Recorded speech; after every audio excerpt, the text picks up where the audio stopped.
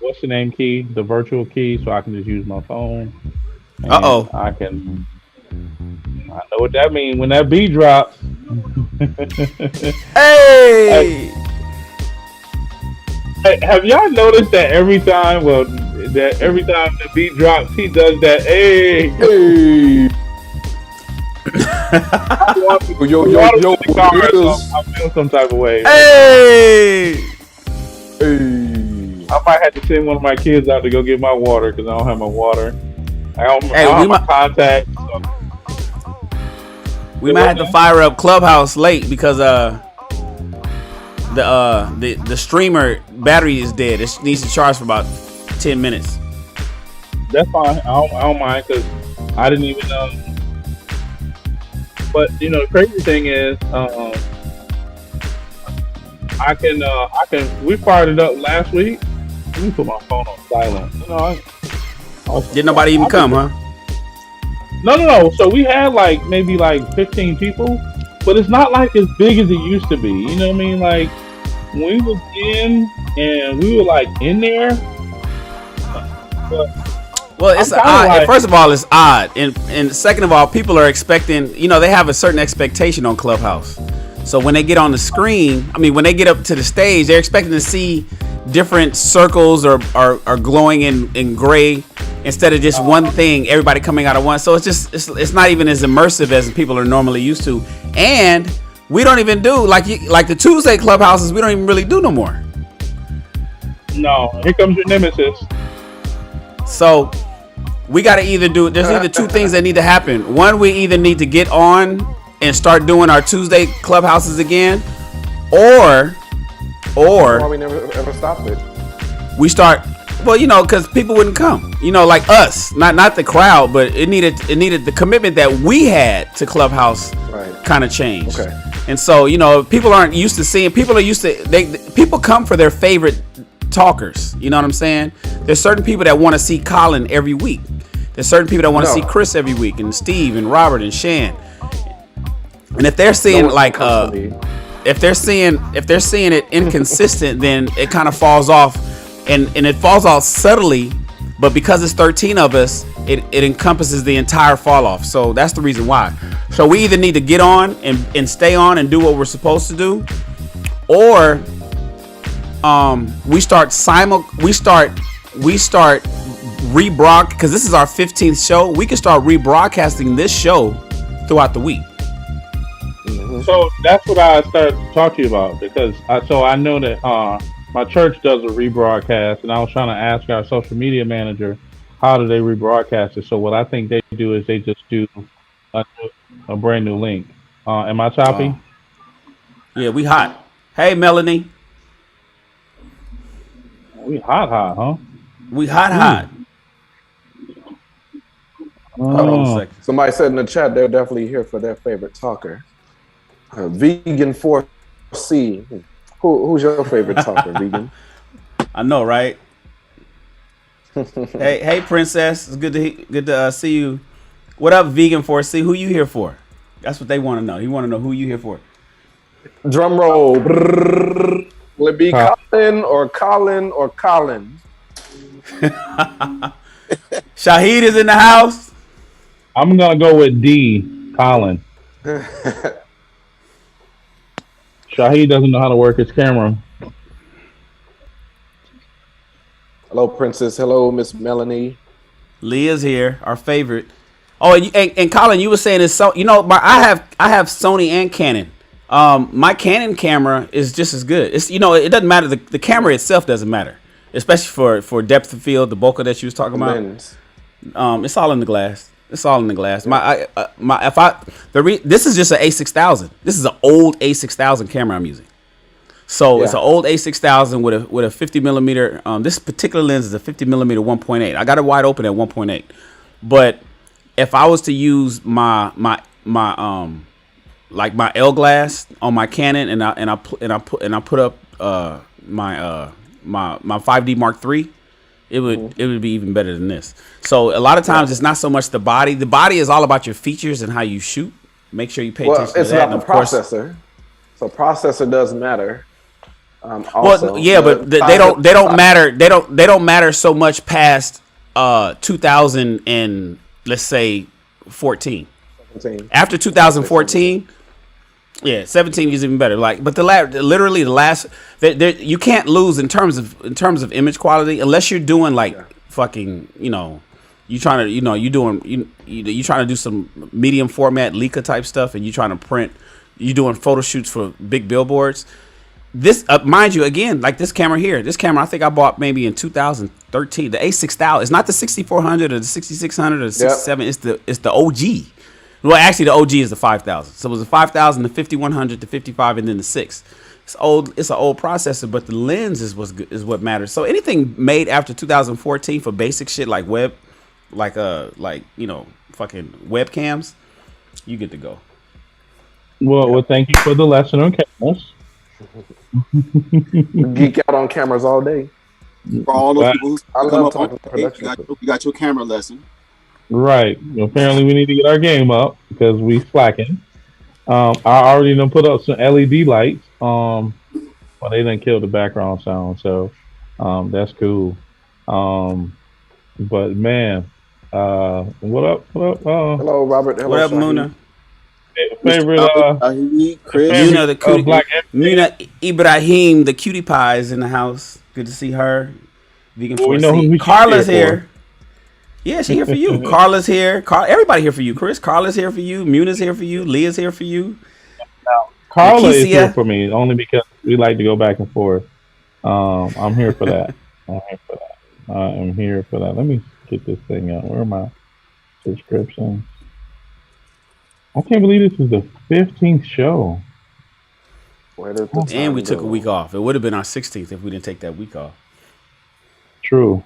No. I had a birthday. Weeks off. Carla, what I'm lying about? What I'm lying about? You know. Leah's not here for me, just for the record. Leah, Carla, Muna, Lakeisha, everybody's here for you, Chris. You are the hot guy. We just the cool balls. I'm the hot guy. So everybody is off the market except me. So I'm like, I'm in the cart. So wait. Who off the market? Everybody ain't off the market. All you guys are off the market. Oh, see, okay. So you just collecting everybody. Yeah, all you guys. They like Chris's after midnight voice. I've been selected. I'm in the cart right now. Oh, is that what it is? I gotta tell y'all about this after talk. It's gonna be so stupid. Nah, man, ain't no secrets. Everybody want to know. Don't be trying to keep it to yourself. Right, that's straight evil laugh. Man, I came home and I got a text saying, "How long you gonna be here?" I'm like, "What?" So you got the latex saying, "Where's the latex?" I just said that it's amazing who finds out you home when you're home. So, and I mean, Buffalo is not a really large city. It's a large city, but it's not like Atlanta, right? It's large enough if one person let somebody else know you're home, damn near the whole city knows that you're home. So, I kind of sort of don't mind because it's kind of cool to be able to reconnect with some people. I actually love coming home because I do one thing when I get here. I get the pizza. I went to this one pizza spot, my favorite pizza spot. I've been going there for 42 since I was 15. So I've been going there for a long time now. Best pizza on the planet. If you've never had pizza from Buffalo, please don't speak on pizza until you do. Especially Mr. Longmire, who likes to comment on my post on Facebook. And if you say something, sir, I will mute you. Buffalo is the original place for chicken wings. So I've only had one chicken wing, and I promise you, if my kids eat my chicken wing, we are gonna have a fight tomorrow. So there's that. But man, I love to travel, but I'm here for a sad reason. But we're not going to talk about that. Wanted to represent the host. No, you can't see the host tonight. Shout out to my college, dear old Morehouse. ABM shirt. It'll resurface probably in the next week or two. I wanted to get a different feel. You can't handle the truth. Sure can't. We need a little bit more of those. I'm getting me the little keyboard, the shotgun keyboard. I didn't figure out what app that is. I've been downloading apps. Shane, I told you I would put some LED lights in my bedroom, so I'm gonna have Uh-oh. that same little background. Man, so when you probably have the same ones I have. And you can turn them red and they go real, and it's like straight red, and it's like, yeah, that red ambiance is sick. That's a Mm-hmm. whole nother thing. Anyways, uh, gentlemen, welcome, ladies and gentlemen, to another fine evening to Ask a Black Man Anything. Uh-oh. Look, see, Um, they shooting their shots in the chat. You got Miss Smith. Oh, Shannon off the market. So I ain't off the market. Don't be listening to Chris. yeah, please don't listen to me. The only person that I am bona fide 1,000% sure is off the market is my fine gentleman with the top hat. And I am hopefully will be either officiating or just proud to be a member in the audience saying, I remember when they I met. remember when We lost our mind. I wasn't gonna put that part in there, man. No, because he on point. Colin has Man, found it. What's up? yeah. I Saying you what found a have good. you ever talked about the age gap? Say the. I'm sorry, I didn't catch that. What did y'all say? You ever talked about the age gap? Yes, Oh, plenty of okay. times. I think we talked Cool. about that on our Tuesday clubhouse room. Oh, okay. Yeah, We Shannon, was talking about how far people go up, how far people up and go down. down. Oh, Yeah. Oh, that was our first broadcast. That was Ask a Black Man number Oh, one. right. You're and you right. know what? We never got Clifford to give his range. So let me text him and see if he's coming on tonight. He's always super busy. Carla says who Running she's here 7 for is million never jobs. here. Oh well, that's kind of obvious. Daryl not here neither. What's his name? Cousin played football for Morehouse. That's incredible. Shaheed, they said Shaheed went to water the plant. That's funny. Shaheed, I'm loving the background, man. When you come back, man, what's going on with the new background? Wait, Let's Shaheed changed his setup? He Yeah, not check it he not in out. the corner. Uh, He not in the corner of his second bedroom no more. Oh shit! Look at he he in Shaheed. a, he in a hotel room tonight. You on You mute, on mute, Shah? Shaheed? I'm back home. I got boots on the ground. I'm in LA. Oh shoot! Yeah. How Man, long I you was gonna be gonna out put. there? How long you gonna be out there? I'm gonna be here for another week to next Friday. I'm He gonna be said back I out. got boots on the ground. Yeah. Hey, so I was gonna put a bet out. I was gonna bet y'all $5 that Jerron was gonna come in. His camera was gonna be sideways, but Hey, That's funny. I was like, I'm man, evolving, bro. I'm evolving. listen. Right before he brought his camera on, I was gonna be like, dang, but then he brought it on too fast. They talked about Shaheed and his plants. You know what I mean? He over there, boots on the ground. You feel me? Can, You feel And me? these places can y'all guess who I am?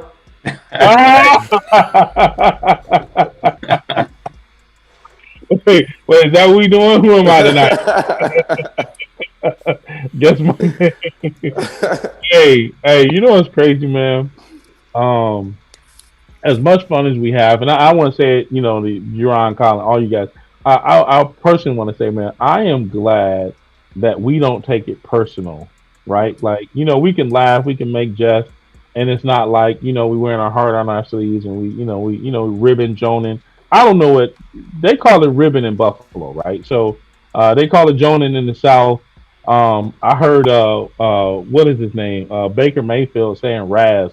I've never heard that in my life. I think that's white people who say Raz. So whatever they call joking on somebody else in another country, I'm glad. So Jerron, I'll be wondering about your lighting too, but we ain't gonna Hey, talk we're about gonna that. get it right eventually. I'm gonna get it right, man. Man, we gonna sponsor. Matter of fact, we're gonna take some of that ABM super chat fund and just get you a ring light. I gotta find. I gotta play around with it, experiment. I gotta find the best place to get here in the house. Yeah, you also got to do that, like, before the show, Jerron, like 5 minutes beforehand. So we can, Hey, Shan. tonight though, I went. I was with my mom and my sister. We went out to eat. Took my nephew. So just getting home. Oh no, I mean that's cool. I mean I've been on the road all day. So, anyways, hey everybody, welcome to Ask a Black Man Anything, the live show where you literally can ask these fine gentlemen that are here tonight absolutely anything. Mr. Longmire, do you have Daryl's phone number? No, I don't have DB's number. Don't worry about it. I'll text Yeah, him. he's been MIA. Y'all Can you hit him hear in the that? chat. No, he been at the Ravens game, so he ain't missed the Ravens game. Don't seem like. No, selfie of the day. Oh, his priorities are jacked up. All right, we got it. Self care. Anyways, fellas, no, we don't hear anything, Shan. So, Okay, well, all hold we on hear one is- second. Let me do one quick test. So, do you hear this? So you heard nothing there. Okay, you hear? Do Thank- you hear? thank- It was music. Okay, no, it wasn't muted. So, can you hear this? And tell me if, when you hear it, is it double? You can't handle the truth. No, I heard that you can't handle the truth is not double. It's just a single audio. Okay, cool. All right, then that's Loud only on and my end. clear. All right, for sure. You got the whip. Yeah. Oh, y'all know. The Shan slap, is like- the slap upside the head. and Oh, the like slap. father. Yeah. I'm gonna rename it from slap to Chris. I'm gonna just call it Chris. Hush. Hush. I just want to say that Kelly Ware is officially on YouTube and she is not on the Facebook page for the first time. So I want to say shout out to Kelly for joining us on the YouTube page and not on Facebook. So, a matter of fact, I'm not going to do it. Can you please thank her? Hey, Miss Kelly, thank you for joining us on YouTube instead of being over on Facebook. We're glad to have you. Hey, you see how he knew I was talking to him? Because you're always trying to play. You're always doing something. So. No, real talk. I think I'm a great matchmaker. I think I am. All right, so I want y'all. I'm gonna throw this out there, y'all. AO, Anthony O'Neill, and Yolanda, Miss Super Nerd. Have y'all? Think about that. I said it first. Anyway, welcome, gentlemen, to another great show. It is October 21st, 2021. Let's get this show on the road, fellas. Let's go ahead and introduce ourselves to the great people so we can get this party started. Mr. Hardiman, I love your top hat, sir. You want to unmute, sir? Let me stall over. Thank you. Thank Colin Hardiman, founder, executive producer, Amazing Media. Always glad to be here. Episode 15. Where did October go? Yeah. But yeah, always glad to have our viewers here and hope to see y'all tonight. Hope you got your hair did, got your rollers out. And yeah, hope we get some camera action. Robert Longmire, Bakersfield, California. Happy to be here on stage again with my bros here. October's a great month, man. You said it best. It's going quickly. October, some of the best people are born in October. My son has a birthday coming up this week, so I might not be here next week. I'm going to go ahead and pass it on to my brother, Jerron. Hey, Jerron, Mississippi. Grateful to be here. Glad to be here. Looking forward to the discussion tonight. And I'm going to pass it to my brother, Shaheed. Going on, man? Shaheed Muhammad, out of Los Angeles, California, in Los Angeles, California. I'm excited. Let's get this show on the road. Mr. Shan. It's on me. Hey, everybody. Yes, This your boy Shan. Shannon Ross, Los Angeles, California. 4 fingers up, 2 twisted in the middle. Representing the West Coast. 49 years old. And I think I'm pretty awesome to young men because that's who I mentor, talk to. That's who calls me all day long, texts me all day long, and is always asking me for advice on something. On generally how to become a better man. They don't say that it's how to become a better man, but it's always become a better man kind of type questions. I typically like to bring those conversations over to Ask a Black Man Anything. And so if you have any questions for me specifically or any of the bros here, please come on up Don't be shy. You don't have to come on camera. You don't have to show your face, but we like to hear your voice. If you notice in the chat, it's a pinned message at the top. All you got to do is tap that, jump on, ask us anything that you'd like, and we'd be happy to answer it for you. I appreciate you and giving me the opportunity to answer any questions. And Chris, people would like to know a little bit more about you. Good evening, everybody. I am Chris Davis. I am currently on location in Buffalo, New York, which is my hometown, representing dear old Morehouse, my lovely alma mater, which brought me to Atlanta, which is where I currently reside and probably will reside, retire in Atlanta. In my own way, I'm semi-retired. Once married, once divorced. I'm a single father of several children. We're going to go that way. And yeah, they are making me want to say, God bless you in the holiest way. I mean that most sarcastic voice ever. No, I mean, I love my kids, but yeah, so I am the author of the book, The Edge of Greatness. I don't have it with me because it's in the truck. I am also the author of the new book coming out before Black Friday, The Ultimate Vetting Guide, a guide to help you vet your potential mates properly so that you can stop wasting your time on bums, whether it's a bum male or bum female, and you can get to a great relationship. And so you're no longer excited, but you're also making quality picks. So with that being said, I want to turn it over to our capable hands of our super producer. Take it serious, sir. Well, today we're going to talk about the thumbnail of the video. Where are we at here? Boom. That didn't work like it was supposed to. Oh, man. Hold on. I failed as a producer to do what I'm supposed to do. Are we on Clubhouse? Nah, No, we didn't yet. go on live on Clubhouse today. Not yet. Okay. I'm gonna pull it up in a second. But there's a big question. I want everybody to read it. Should the side chick be expected to honor the man's relationship? Should the side chick be expected to honor the man's relationship, or is it his responsibility? Is that his responsibility? And the second part of the question is, why are more women open about being a side chick? And third question is, what's the benefits of being on the side? Let's talk about it. So this is kind of a two-part question. A three-part question. The first part is primarily for men. The second part, we can just speculate, but we would love for some ladies to come up and answer those questions. We're going to let you know if it's our responsibility, if we believe that it's the woman's responsibility to honor the relationship. But we'd like to know if some ladies believe why women are open about being side chicks today, whereas maybe in the past that wasn't the case. And are there any benefits to being a side chick as opposed to full on in a relationship? So, should the side chick be expected to honor the man's relationship? Let's go to Colin first, because I already know Colin's answer is probably going to be short. Colin, do you believe? I mean, I'm not into side chicks and all that kind of stuff, but I would definitely say no.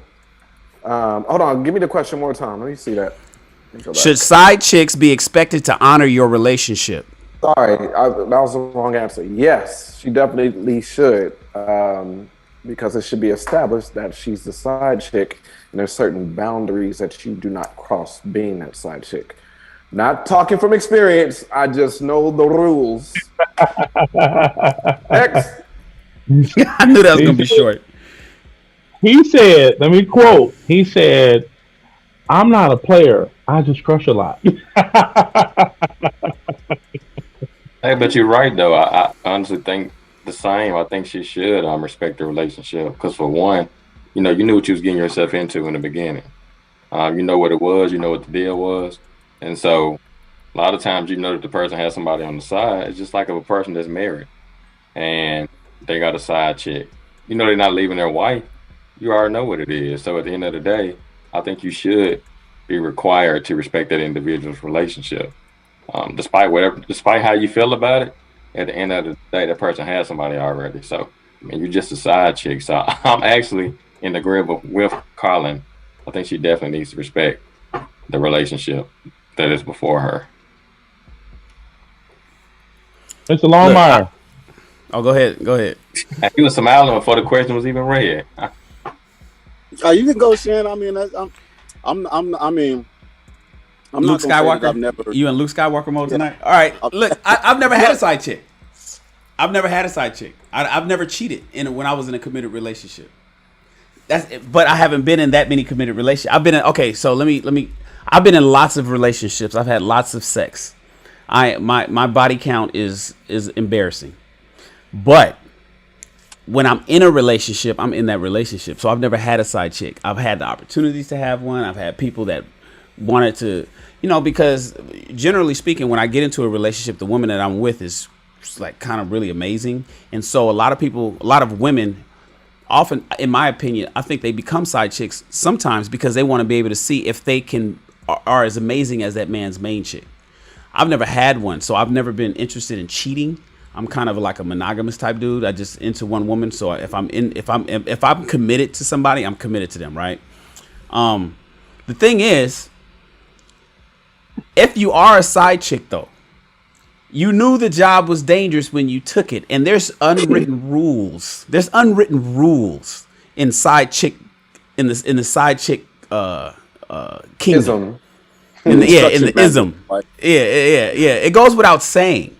So should you respect the main chick and you the side chick? Should you know that you do not get the same benefits as the main chick? You don't get the same car as the main chick. You get the small car. You don't get the big car. You get the small bag. You don't get the big bag. You get small money. You don't get big money. Side chicks get taken care of generally like the main chick, but not like the main chick. And side chicks always know that they're side chicks. Side chicks always know that they're side chicks. Main chicks oftentimes don't know that she exists, but side chicks always know that a main chick exists. If two women are dating a guy and neither of the women know about the other woman, maybe they think they're the only one, then she's not a side chick. So I just want to be clear. That's just two women getting cheated on. That's just what that is. But when you a side chick and that title is important, you know your ass is number two. So you need to respect that main chick and keep your damn mouth shut. That's what happened because there's side dudes, and that's what August Alsina was with Jada Pinkett Smith. Nigga went on TV and started talking too much. He didn't play his role. You can't go out to the run to the media once you get, you're supposed to play your role. And there is a there's an NDA, there's a non-disclosure agreement that goes far beyond after y'all stop fucking with each other. So, in my opinion, I think side chicks are expected to honor the man's relationship. Yes. I know if I had one, I would expect her to. What you think about it, Robert? Luke Skywalker. I guess if I really think about it, especially the way you broke it down, Shan, I've never had a side chick. I have cheated, but I've never had a side chick. Say what? You hoe. Yeah.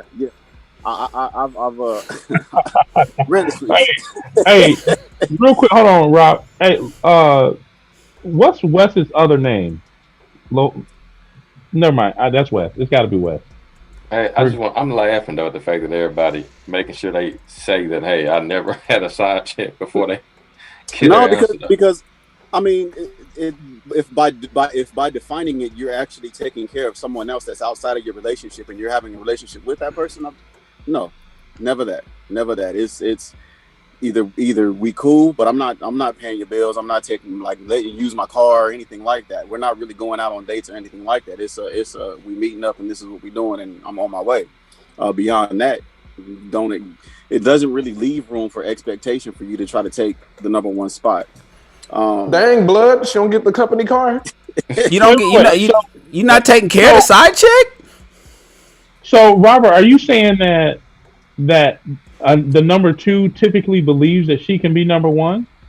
And most people's and most relationships, as Shan described it. Let's say most relationships that you've experienced. Let's go with Well, that. well, I'm saying there's and none of the relationships where I've cheated, I didn't have anyone who expected that they were going to be able to be number one, right?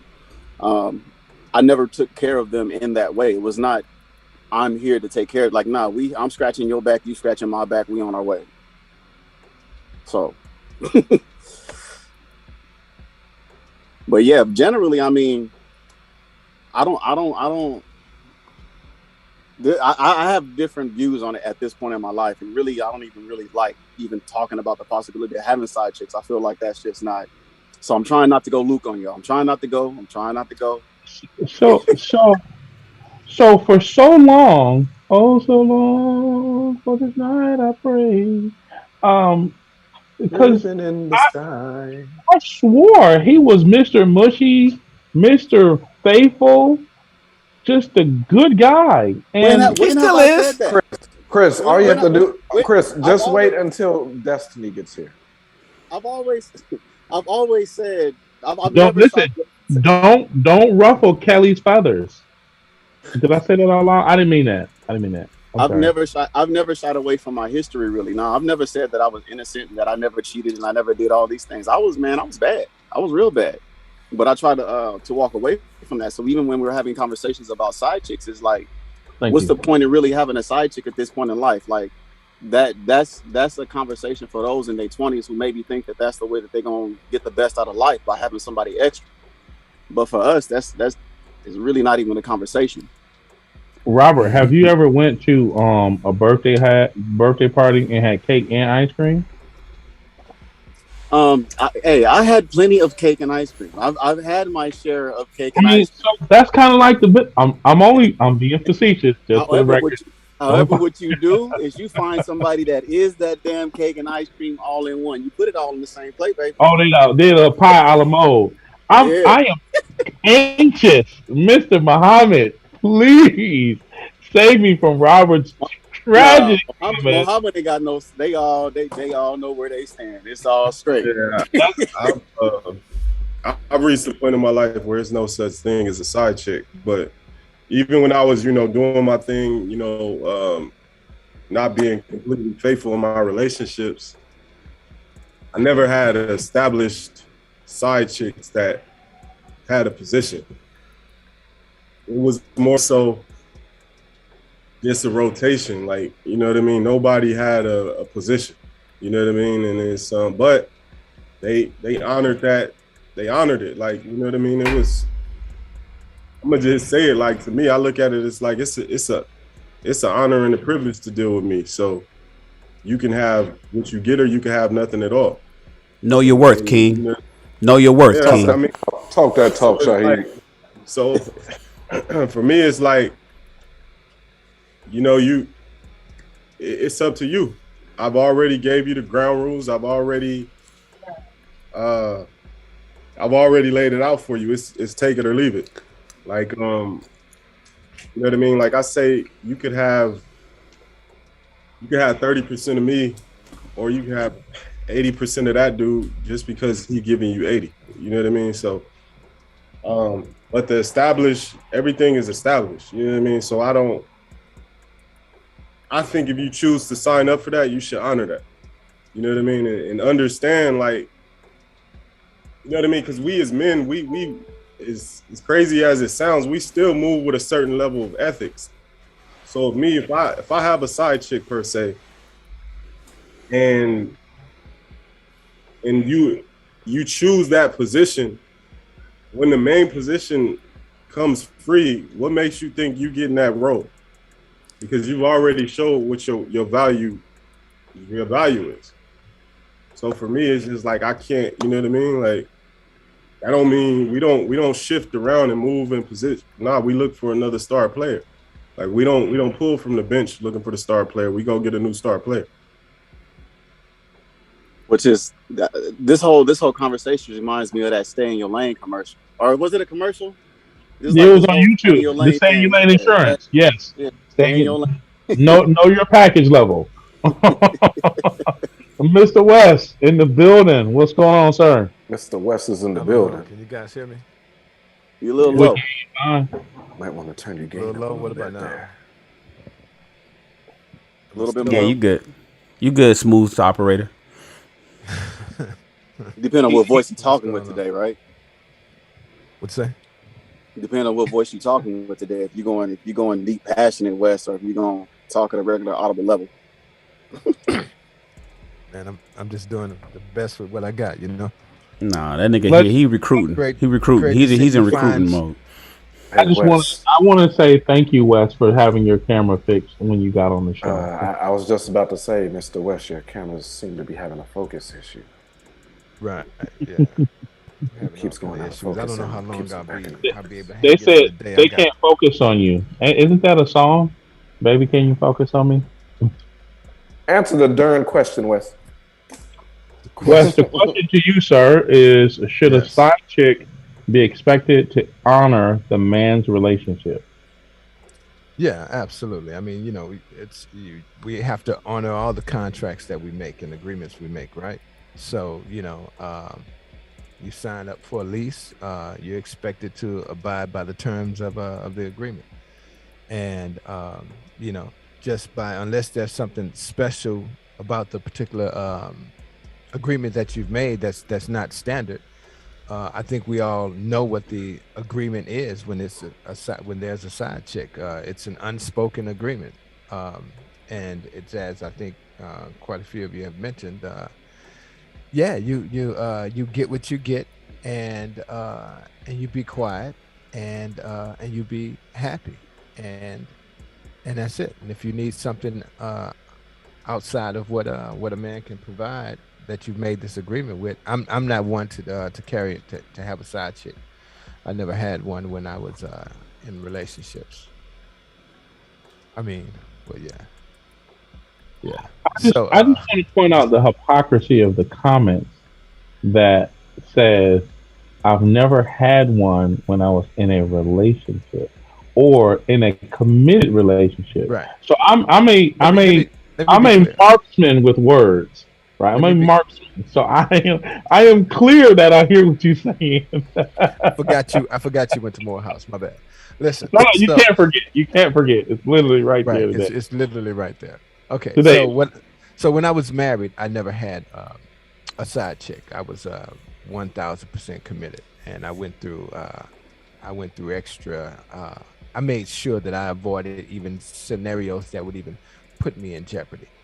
That being said, I have cheated in relationships, but even in those moments, it wasn't necessarily a side chick. Like I was literally carrying on a side relationship while I was in a relationship. It was literally just maybe a one night stand or fling, so to speak. Yeah, because isn't that what defines a side chick, Wes? A side chick needs to be, that's another relationship. It's not somebody you just hit. It's not going to Vegas. Right.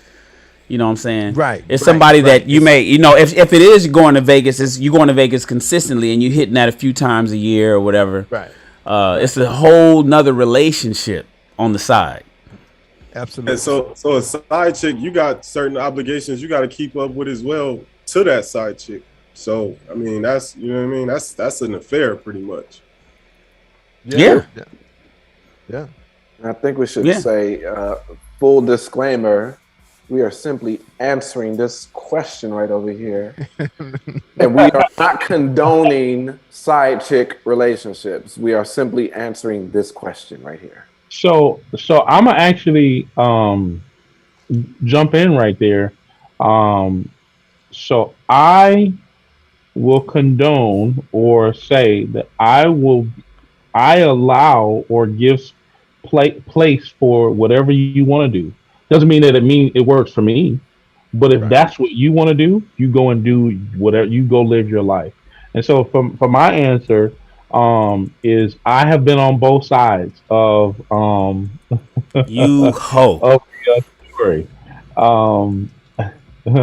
Where's the you can't handle the truth? You can't handle the truth. So the truth is I've been on both sides. I have been the gentleman in the utmost respect for the relationship.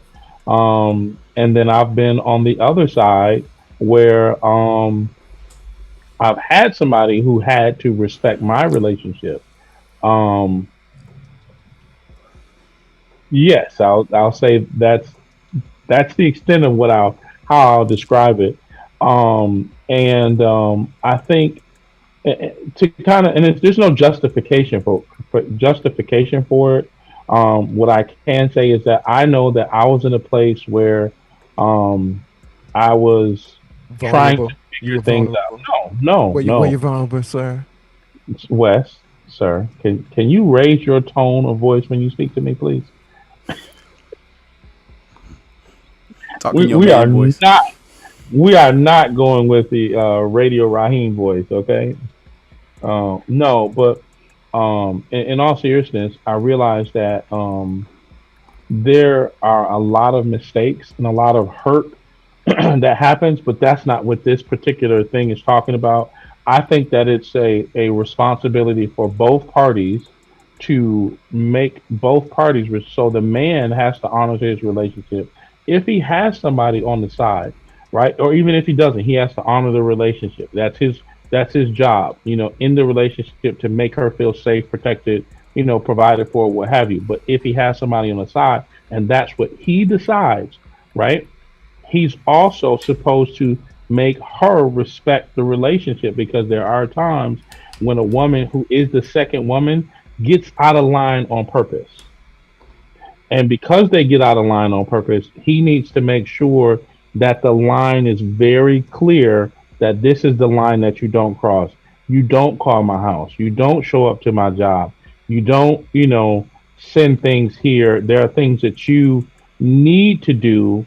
As Wes said, you need to honor the contract, because this is outside of the confines of your contract. And just because you feel more drawn, you feel excited because maybe you went on a trip, or maybe he bought you a bag that, or what have you, or whatever the case is, um, he needs to put you, air quote, in your place, if you will. That's a bad word for the moment, but I've been driving for 15 hours, so I need some latitude from those in the audience. But on the other end of the spectrum, the woman also needs to respect the who's the secondary woman, who's the side piece. She also needs to respect the man's relationship, because, and I'm sure women will say, oh, she need to respect herself first. That's not that conversation, right? That's a whole nother conversation. We're talking about the person who's decided to be in this position, who's decided to make this choice. Does she need to respect the relationship? And the answer to that is yes, they both do. I think there's a responsibility on all parties to make sure that the lines are very clear. They're very black and white. There's no gray area at all. I think I kind of disagree with one thing you said, because clearly the man's not going to respect the relationship. It's already out of respect. The side chick needs to respect the relationship if at all possible, right? But the man already doesn't respect the relationship, so trying to justify the action by saying Right. he needs to respect it and not bring it back to the house, it's already too late. What's the point? The resources and energy that he's using to entertain somebody else, those resources could have been trips. Those resources could have been investments. Those resources could have been sex therapy if you're having problems in your sex life. But I'm trying not to go Luke Skywalker today.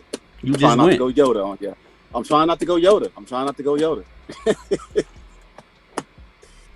So I'll say And, this: and to, I've been in both situations. Like I said, I never really had a second relationship, when I was out doing my thing. But I have been in that position where I was another woman's, side dude, whatever, and I loved it. It was fitting for me. I played the role to a T. I didn't invite, you know what I mean. It was easy for Of me course you to. did.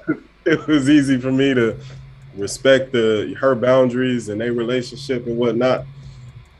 But as I got older, and I matured more, of course, that's not something, I don't want that karma coming back on me. But we got to really get into the reality Too of this late, stuff. brother.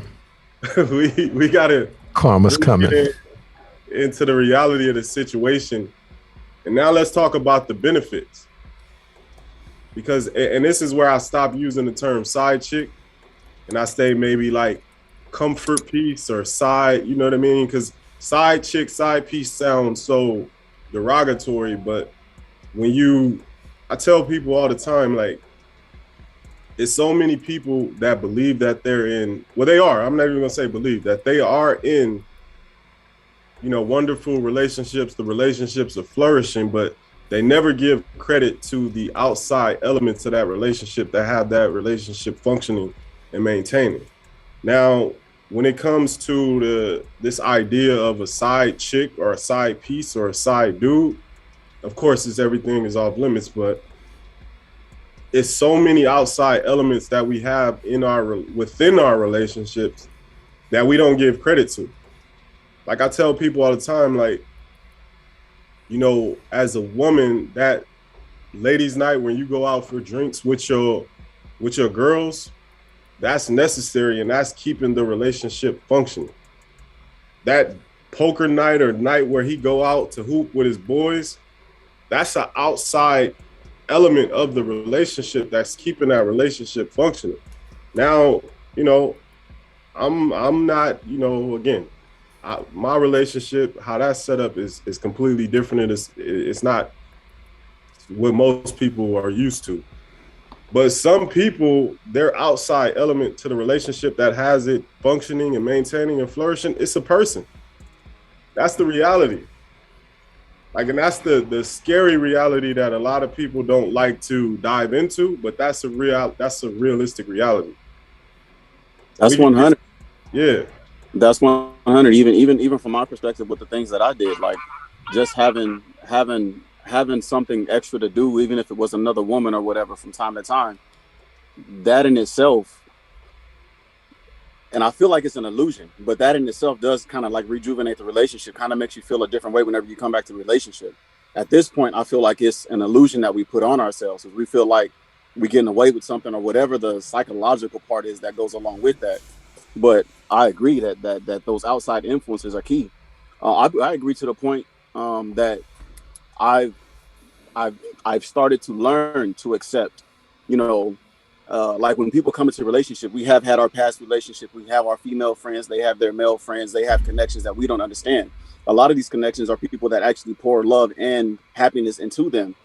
I'm at the point now so that, those relationships should be transferred over into our relationship. Those are your friends, those are your homeboys, and it might bite me in the ass one day.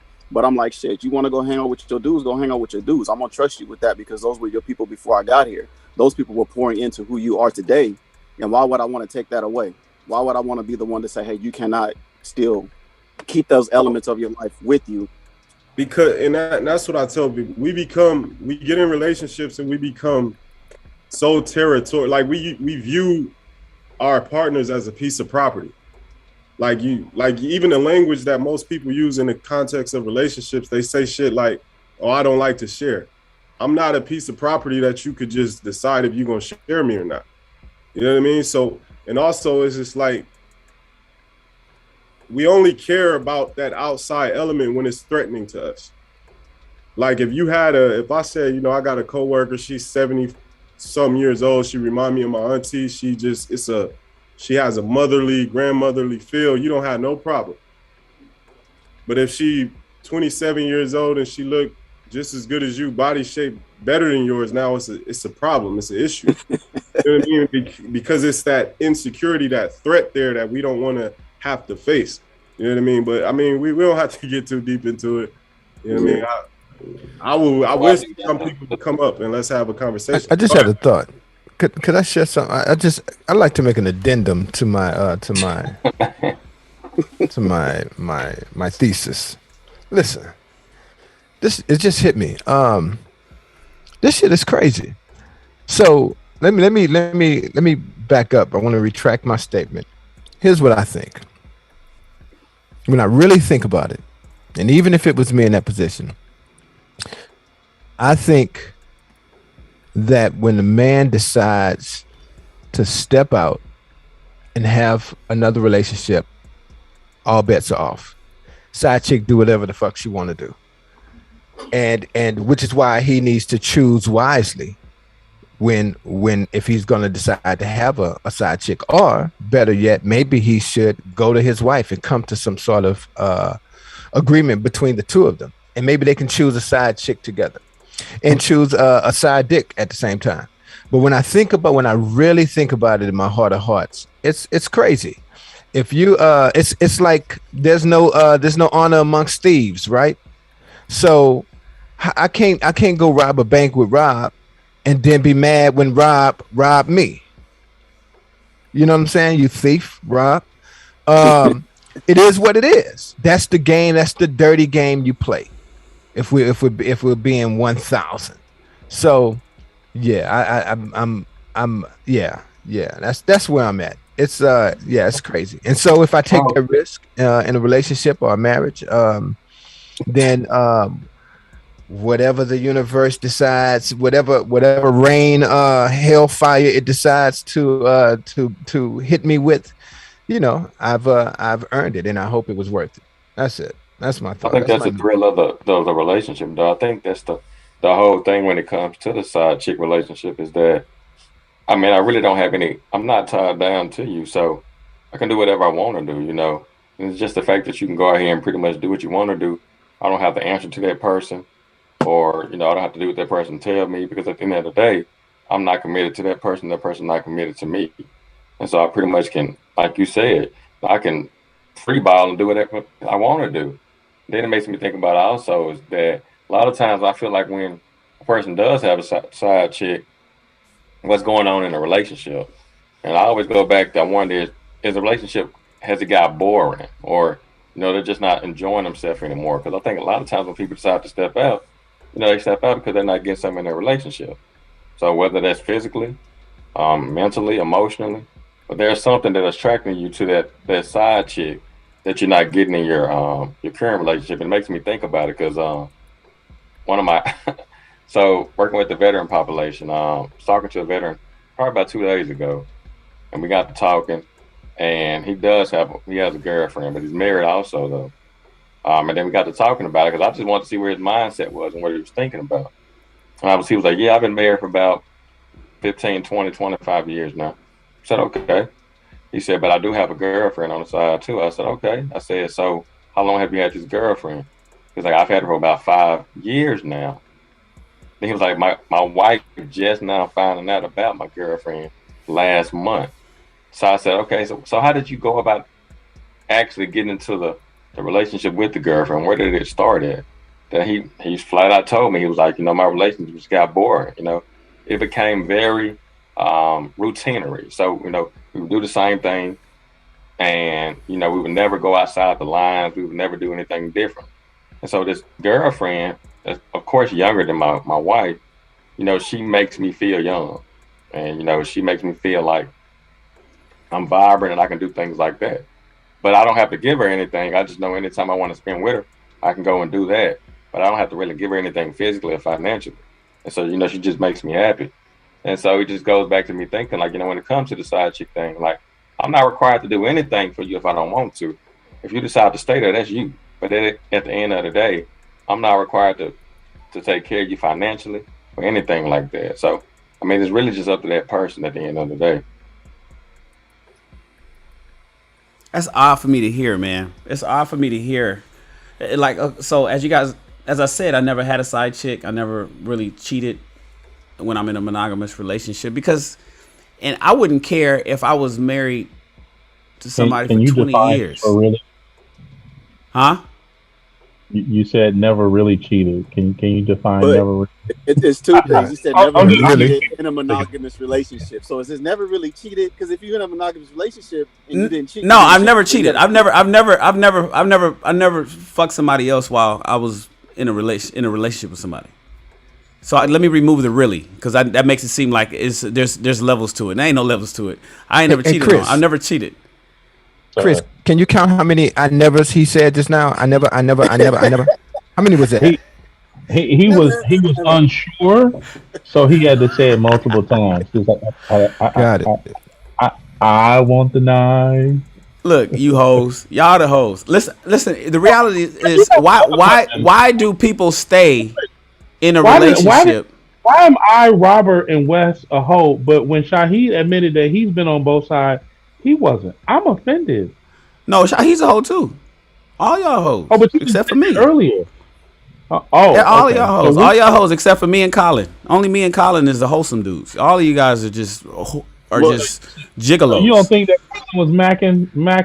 I mean, have you seen Mm-mm. Colin's apparel? You gotta be kidding me. Squeaky clean. Squeaky What's clean. up But with listen, anything? here's my Squeaky clean. question Nope. though. Here's my question. I'm wondering, like, so for instance, with Jerron's client, he's saying that the other woman makes him feel alive and young and all of the other kind of stuff. Why stay married? Why stay married? Like, like today, my show was what's the upsides of even being married to begin with. But without going that far, for people that's single that may be considering marriage, if you are married, why why would a man, like, see, because the reality is side chicks most often is sexual. It's just a sexual thing. It's not really about somebody to talk to, or you know what I'm I don't saying, know. somebody that you can spend money on. Right, So it's sometimes, usually some pound town action going on, right? It's always a hotel or a motel or a hookup or some shit out of town or a business trip that wasn't really a business trip. So my thing is, do you not like sex with your girl no more? Is there some reason? Now, if it's a situation where your woman is withholding sex from you, which is an issue in and of itself, but why is it that you need to? Why do men who have side chicks tolerate the bullshit that they're tolerating from their main chick? Why not just bounce?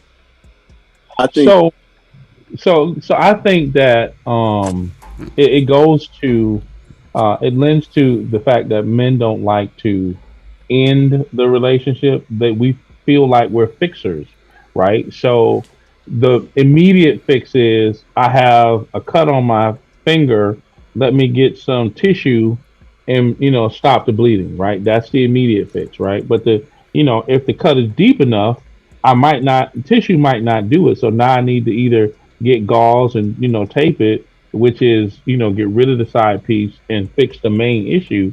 But that's usually the issue. We feel like we can fix it, and so we deal with the main chick problems because we feel like we can fix it, and we don't want to fail. We don't want to just quit. Why? Because we are prone to success. We have our cape on, and so when we don't want to quit, it's like, oh, I'll just deal with this. And there's also familiarity, which I think the saying is familiarity breeds contempt. I think Yep. that's the saying. Yeah, Um, that's it. and there's nothing worse than feeling like you don't want to be around, like you just you disgust it, but you don't want to just quit on the person. And I can tell you from personal experience where um, I s- I got to be careful what I say. I stayed in a relationship, I'll say it that way, longer than I should have because um, I didn't want to quit. Um, yeah, because I didn't want to quit because I didn't want to be labeled as a failure in this particular area of relationships because in other areas I was succeeding. One of the worst things that could happen for me was when I failed, like when I got divorced. There was a point that I was, my success and my stock was rising in different areas of influence. But then when I went through a divorce, it's now I'm a private failure. I can't hold my family together. And so two different scenarios, but that's for me. I can speak from personal experience. I did not want the stigma of being a personal failure when I was a public success or to whatever extent I was. So Damn, and I this at the expense of somebody's heart, that's crazy. But I mean, no, it's actually not crazy. It makes sense. I don't even know why I said that. I take that but back. at the same time, you have to understand. Um, I didn't realize, and I'll speak just for my marriage, and I'll let you jump in, Rob, behind me.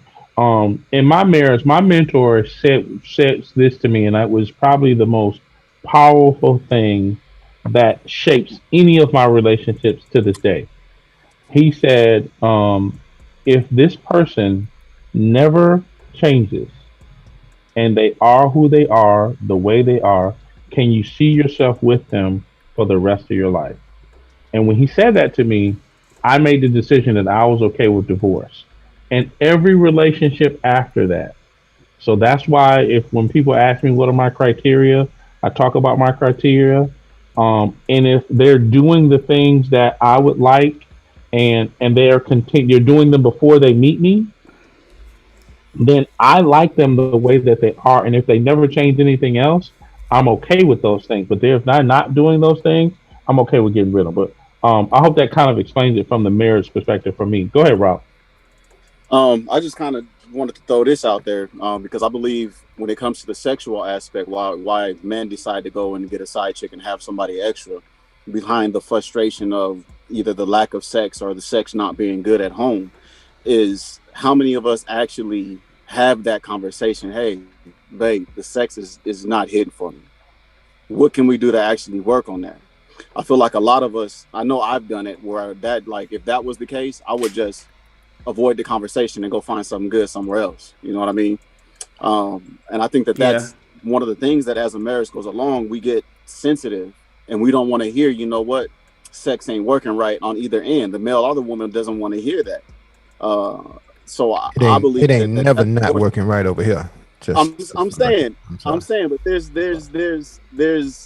there's people where it's just a dry encounter where it's like, you know what, this ain't my cup of tea. I don't know what it is. We ain't vibing right. But there is never really a conversation had to fix that. Everything else in the relationship could be perfect. But instead of having that conversation, hey, this is the only area our relationship needs work in. Instead and that conversation doesn't happen. Why again? Why doesn't that happen? That conversation, in your opinion, happen often? I think it's a lack of confidence in either party, and I think that we are ultra sensitive. So if a woman hears that her sex ain't good, I don't know how a woman would take that. Like, hey, can you do some kegels or something? I don't know what's going on. I'm quick. I'll tell him.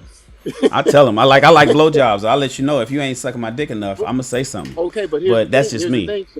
Here's the thing, Shan. If you've had a variety, you know that there's a certain skill level that certain people do have, and you're like, you know what, you is not like Sheila. Like this, your teeth is hitting. Like, can we fix that? You know, like, so there's levels to it, and a lot of times those conversations aren't the conversations that are being had to make sure you have a better sex life at home. We'd rather skirt around that and not offend one another, and then go ahead and cheat and then hurt one another. You know what I mean? But that also lends to the vetting process, right? So before you meet a person, ergo my book, right?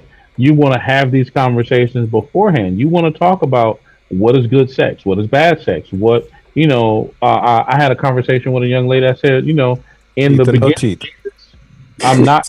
No teeth. I'm sorry, Chris. Continue, brother. Let me mute Wes. Can I mute him? No. We had a conversation. I said in the beginning, on the first 2 days, I don't want to talk about money.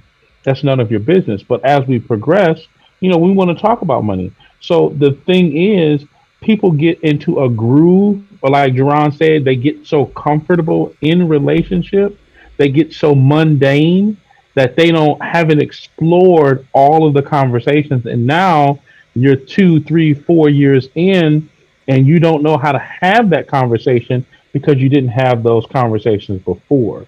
One of the things that I do now that a lot of women that I've been dating have said to me recently is no man has asked me the questions that you have asked me. And I'm like, why? Do they just not care? And I'm asking basic questions like, how can I support you? How did that make you feel? Did you feel understood? Can you explain that deeper? Rob, can you put your thumbs down, please? But Chris, that's because you turned every girl you date into a damn therapy session. They become clients of yours and shit. So, but here's the thing, and I try not to do that. And it's so weird, and it's so funny that you actually brought that up. A lot of women have said to me that they feel like it's a Dr. Phil session, and I'm like, I don't understand.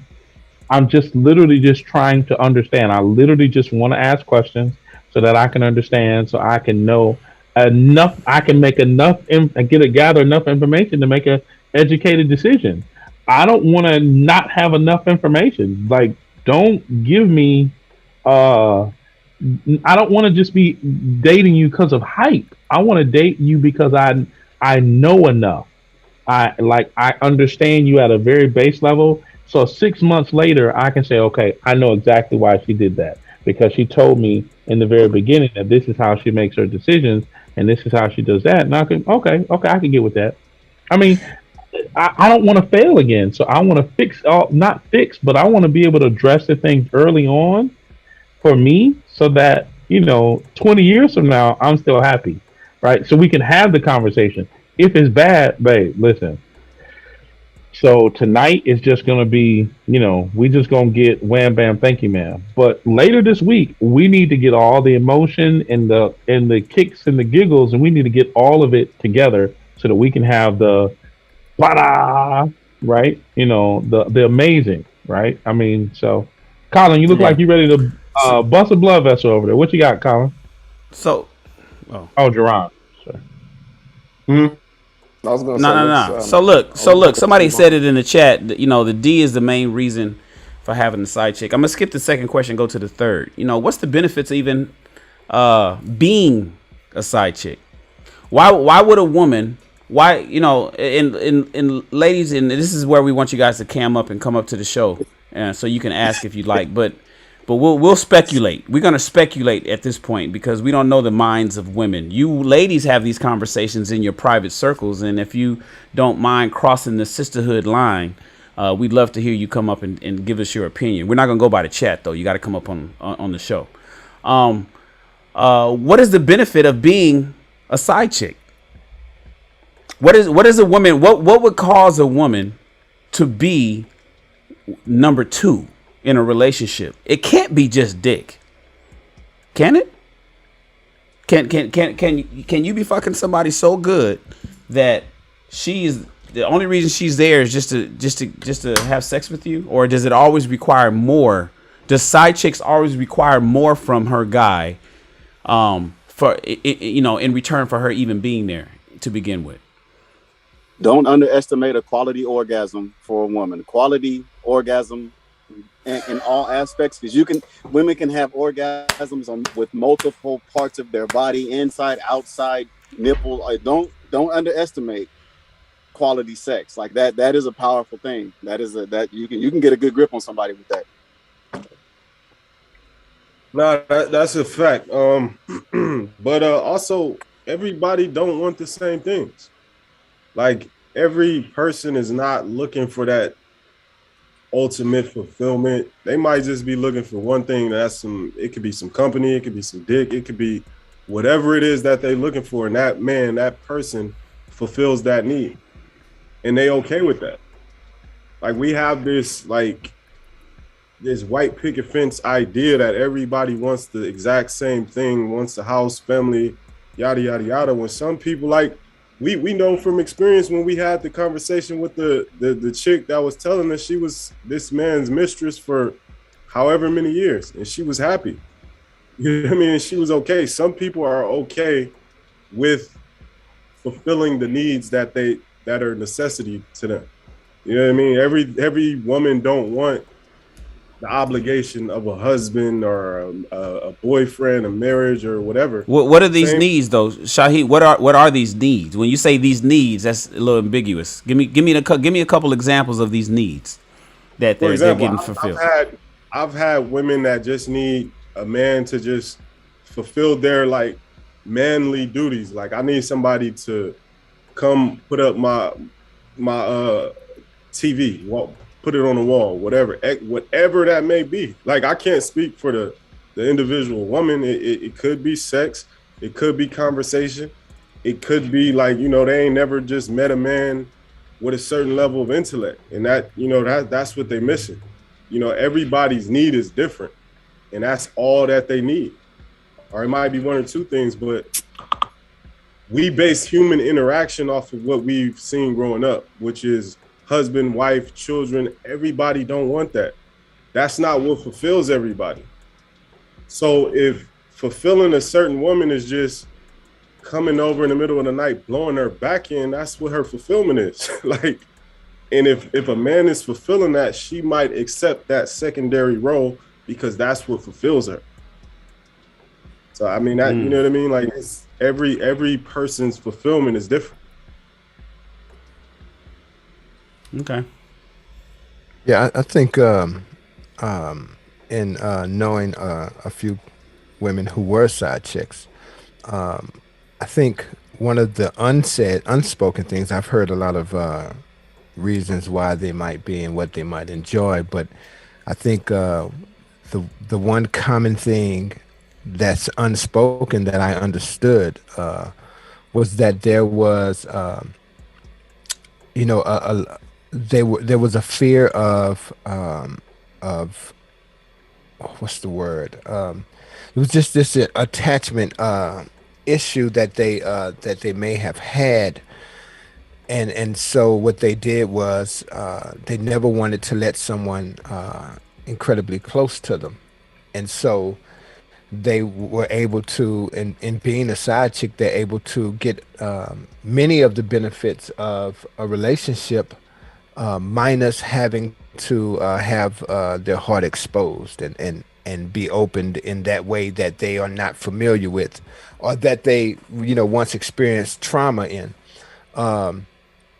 You won't hear that. You'll probably hear, oh, I'm just doing my thing, and oh, I just like sex just like a guy does, and I'm focused on my. You might hear all of these things. I'm focused on my career and whatnot, but you have to listen to the nonverbal cues, especially if you're ever having these conversations and you have some sort of insight into that specific person, and that's at least what I've kind of picked up across the board. What I noticed to be a common trait.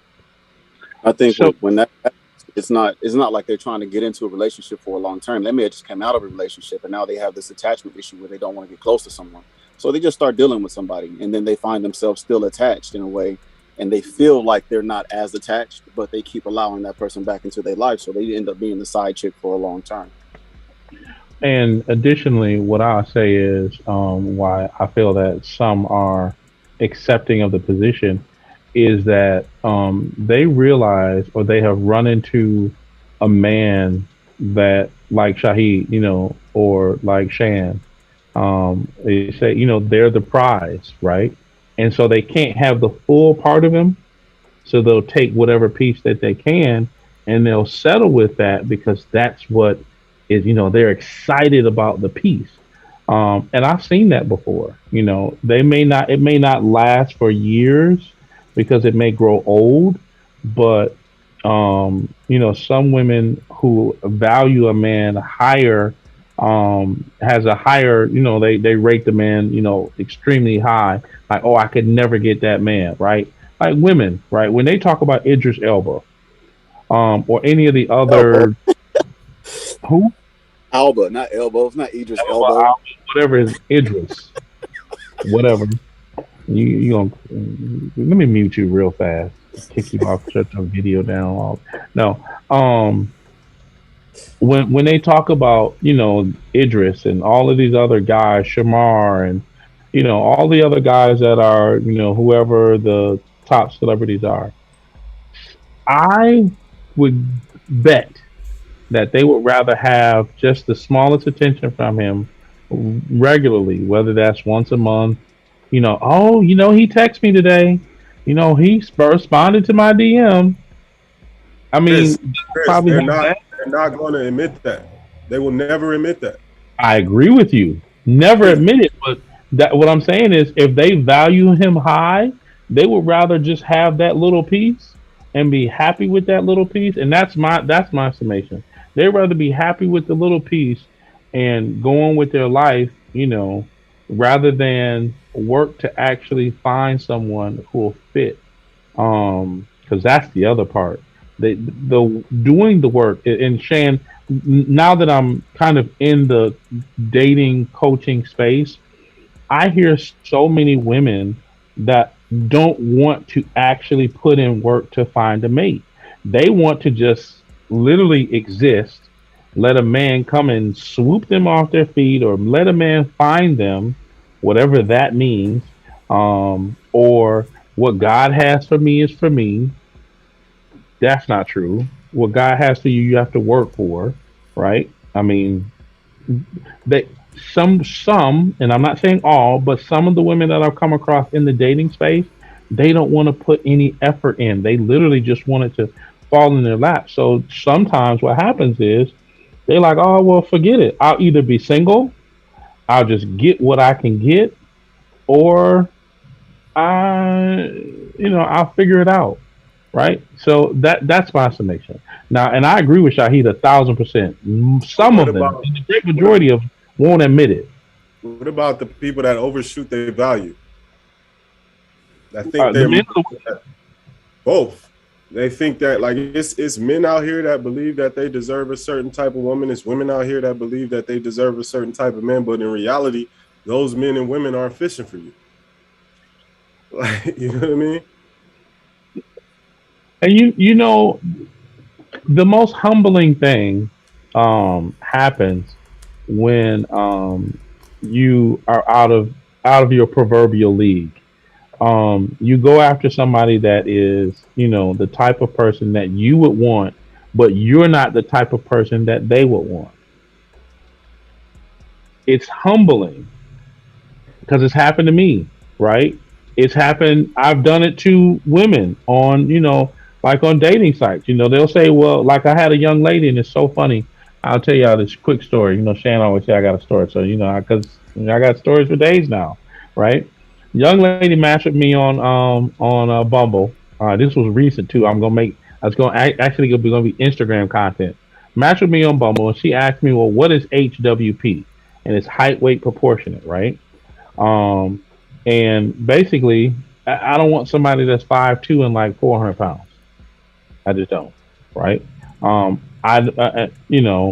You can be whatever you want, but that doesn't mean that I have to want you, right? I feel that if I'm going to continue to work on myself and make myself better, that I should be able to attract somebody that's going to do the same thing, right?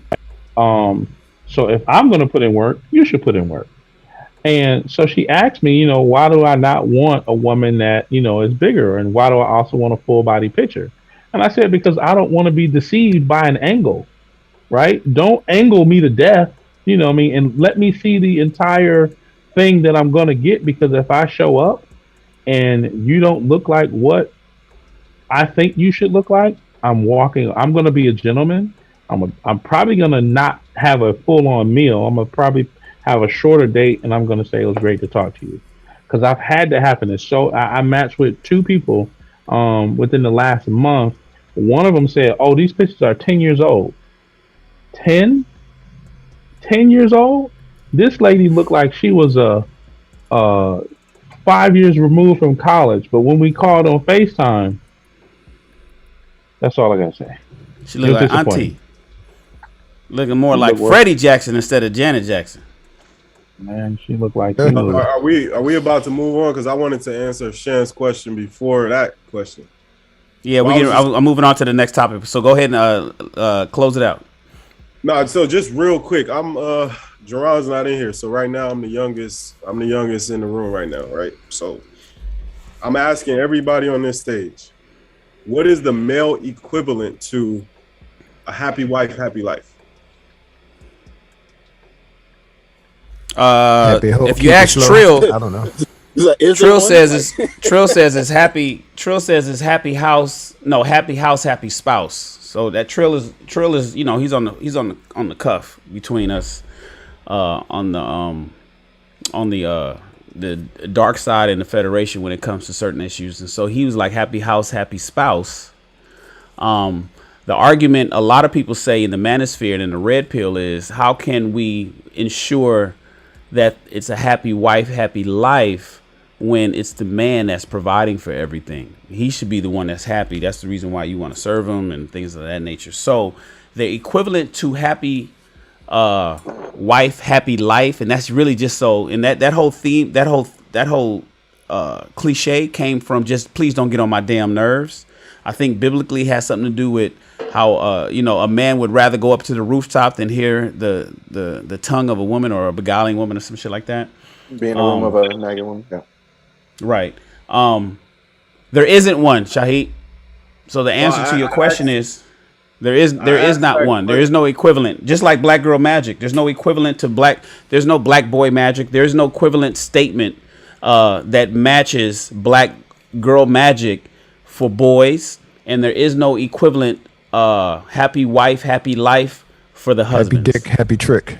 So I asked that question because when Shan said, like, well, why do you stay in a relationship if, he asked that question. Men, not all men, not all relationships, but the reality is we can't be sad in a relationship. We can't be depressed. We can't be stressed. We don't get the same luxuries in relationships that most women get. And when I say we, I'm not speaking about anybody on the stage. I'm not speaking about myself. I'm just speaking in general. Generally speaking, it's not common for men to get the same luxuries that women get in relationships when it comes to us being down. Am I wrong there? When you say being down, what do you mean? Just like being like, I'm stressed, I'm depressed, we gotta get a potion, things like that. So we gotta get a foot in our ass and keep it going. Let me say this. Right. Because I'll push back just a little bit of where you said there's no equivalent. Because to me, what that looks like is what every man has been, or what we talk about, what every man wants. Submissive wife, friendly, inspirational, feminine, cooking, cleaning, taking care of the kids, things like that. So it's like when you're in your natural roles, when you are that man's piece, we're already out there fighting the world, conquering the world, but it's just like when you're all of those things, you're empowering your man to do so much more. So it's like empires are literally built because he has peace at home. He has a wife that's serving him. He has a wife that's inspirational. So it's just like it's all reciprocal. So it's just like there's this whole, I'm not going to the whole feminism thing, but it's like there's this whole power struggle of no, women, we want to do this, we want to do this. But it's just like there's power in femininity. Natural femininity, because it's just it'll reciprocate. You're giving the man all this, and if the man runs the world, because we built the world, if the man runs the world, you're pouring all that into the man. He's going to go out and conquer the world even more, building empires, bigger empires and things like that. He's going to in turn give you the world, which in turn makes the wife happy. So it's like it's just all reciprocal. It's just a literal circle of just positive energy, but you have so many people who are just using it wrong, like doing the wrong things. But that's just my perspective. I hope that made sense. If it doesn't, I can come at another angle. No, I think I got something real quick. I don't ever subscribe to the philosophy of happy wife, happy life. Only because if I'm making you happy, right, then who's making me happy, right? My life is not happy just because you're happy. It doesn't automatically guarantee that you're going to do all the right things. So I am, along with Trill, happy house, happy spouse, right? If we're both taking care of each other, then we're doing the right things. But I kind of get where you were going. Yeah, that's exactly what I was saying. With Colin and with Shahid, right? There is no equivalent to what's the male equivalent to if the man is happy, then everybody is happy, right? And I've never heard a saying that has been colloquialized that that equals that. There's, to Shan's point, there's no equivalent to black girl magic. There's just no equivalent to it. It hasn't been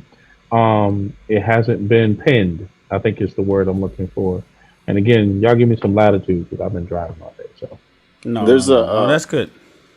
There's a thing that I started teaching people, or trying to teach people and understand it myself. So I started dialogue with it, right?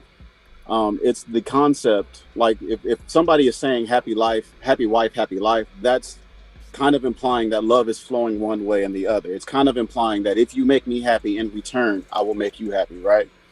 Mm-hmm. To me, that's a lot of times where we're flawed in our relationships with one another. I'm going to try to make it make sense. To me, the ideal of loving someone is loving them without the expectation of getting anything back. So when I go in and I start doing everything that I'm supposed to do as a man and doing everything I can do to show my love, I'm not supposed to have any expectation of anything back. I'm hopeful for it. I'm thankful for it. If I don't get it, I'll probably have to move on. But there's no expectation. So whenever somebody says happy wife, happy life, that's you telling me that you're only going to love me based on expectations that you have that I give to you. Whatever I'm doing for you isn't enough for you. I'm not making you happy. I can go harder and try to make you happy, but you're only going to love me if I'm loving you. If I'm giving you this love, I'm trying to make it. I haven't figured out how to word it exactly right. But if you're telling me you love me, then give me everything that you have and show me that you love me and hope that I give it to you in return. Don't have an expectation that I'm going to do this. You know what I mean? Does that make sense, or is it hitting? No, it makes perfect sense. It makes perfect sense. But you know, we there's a gynocracy in the black community. We've always had a gynocracy, and so it's gonna you know it's governed by women, ran by men for women. That's the way it is. And so I hear what you're saying in theory, but you know, it's Big Mama house, and what Big Mama say go. So just the way it is, man. Listen, let's move on. Check it out. Before you go ahead, Chris. Real quick, make sure you're inviting your good friends to the show by sharing this broadcast on your social media pages. All you gotta do is hit the share button, copy the link, and post it to your Facebook, Instagram, or whatever stories or what have you. Love for you to share the stories that we're sharing here tonight. We would not be here without you great people joining us, and we want more of your friends to join us also in the process. With that being said, back to you. So let me just Shan. Oh, go ahead, Colin. We'll dead it after this because I just forgot the other part of that. Because I just wanted to give the flip side of that. If maybe it's already dead, but if we're coming home to a nagging spouse and things like that, we're still going to take care of the responsibilities, but you're not going to be as inclined to. Am I right, gentlemen? Yeah, until you get burned out, and then you're like, "Fuck it, I'm not coming home no more." Until you get to the point where you end up working out. You end up. So what happens is, you know, it's death by 1,000 cuts. So after a while, it's like, yo, I told her about this, but it doesn't change, and so I'm talking to her, but it's going in one ear and out the other, and now the shit starts to feel intentional. Then the resentment starts to set in, and next thing you know, you end up working late nights and end up taking those overtime jobs, and next thing you know, you start traveling, and next thing you know, you pick up the need to play golf, and now you want to do the tournament over the weekend, and now you're gone for a week. I mean, it's just gradual. And it's because two people aren't working to make the other person better. Now, you know, I don't want to get too anyway. So yeah, that's the reason why. And you're exactly right, Colin. Absolutely.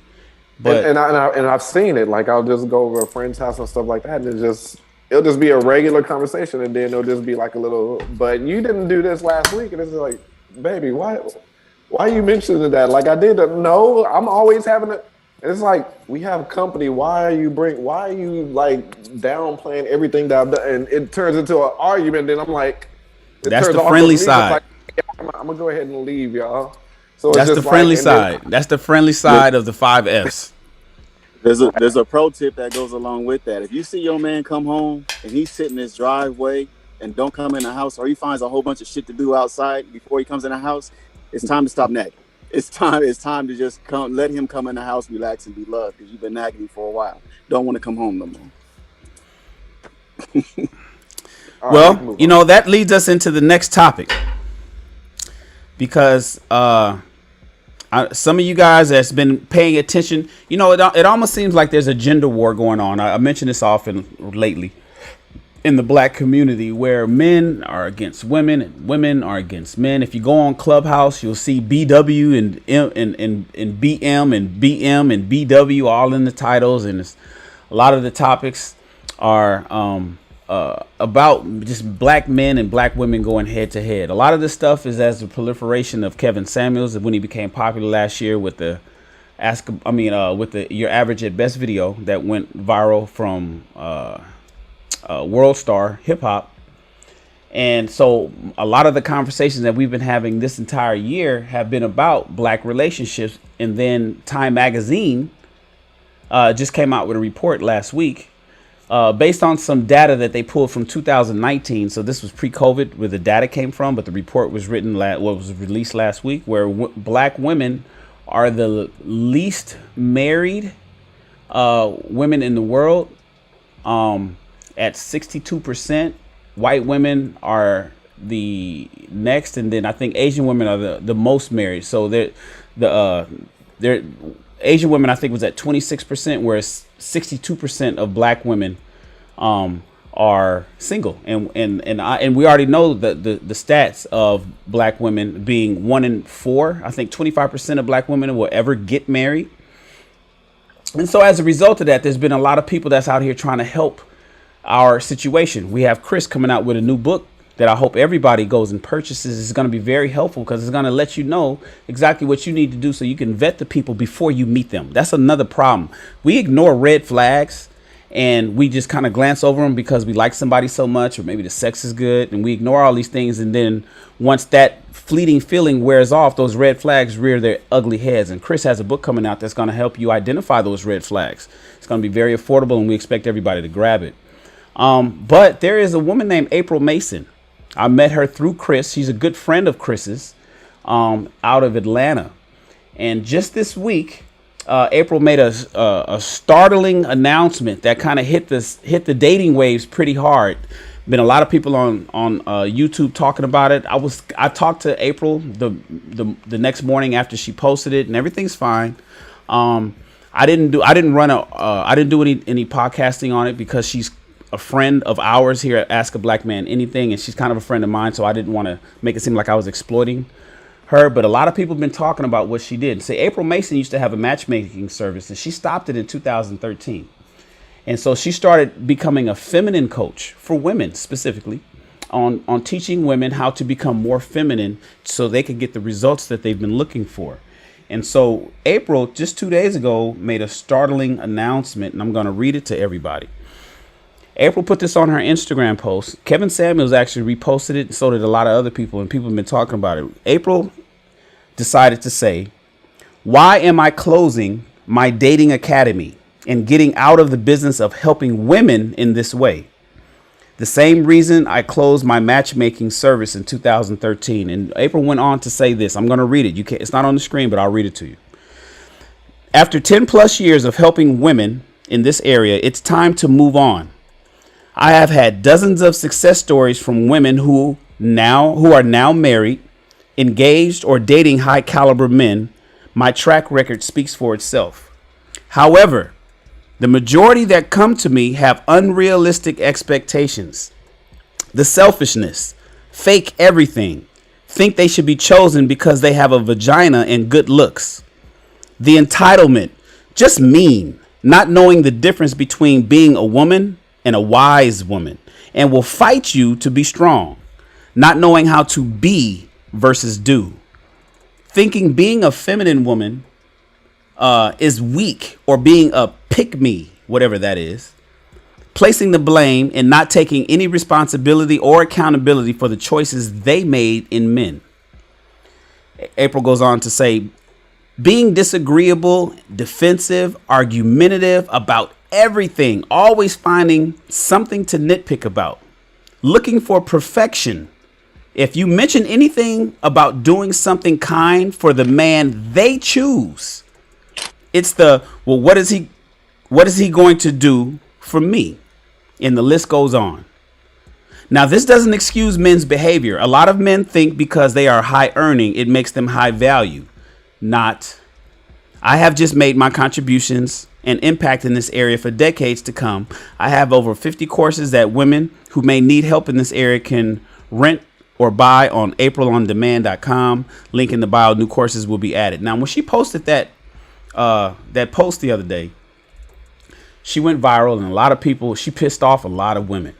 She's extremely popular in the Atlanta area and arguably an expert in her field when it comes to femininity and dating and helping women level up and get the outcomes they want. But April basically said, "I'm done with it." She went on to double down the next morning, and she went live. And then in her live, and I should have put the video up because I could still, but I won't right now. She went on to say that women were, over the course of, they would berate her staff. They wanted unrealistic expectations.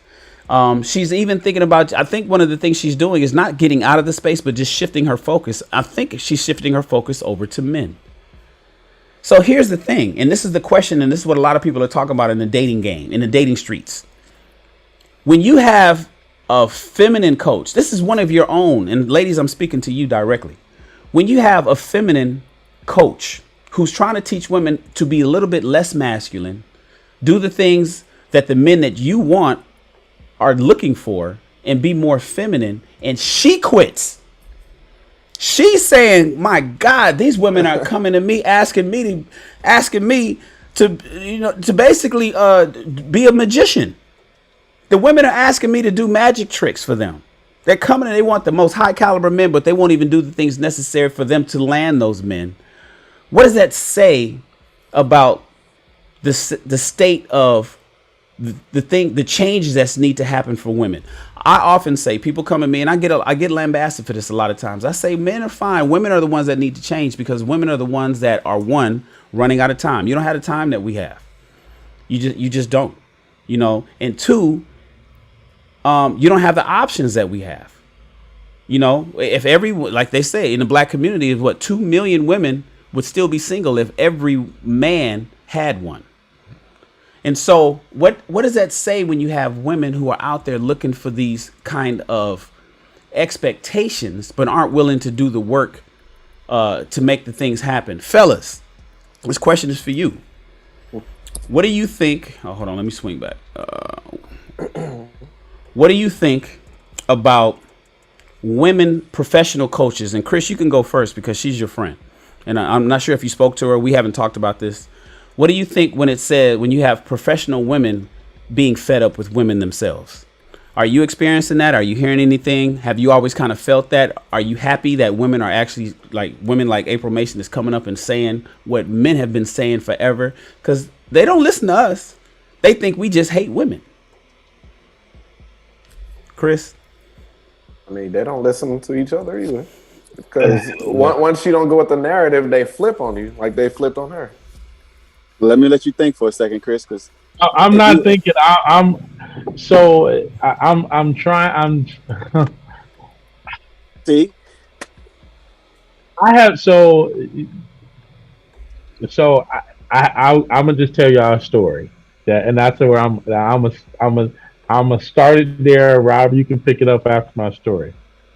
Everybody knows that Chris is single, not married, not in a relationship. And every time I post a picture, somebody always wants to know who is the woman in the picture. I posted a picture of me and April is so feminine. She's laughing and giggling, and I'm in her ear. I get all kinds. Who is that? First of all, this is my friend, right? So now I have to be very careful. Don't post, pictures. It goes crazy.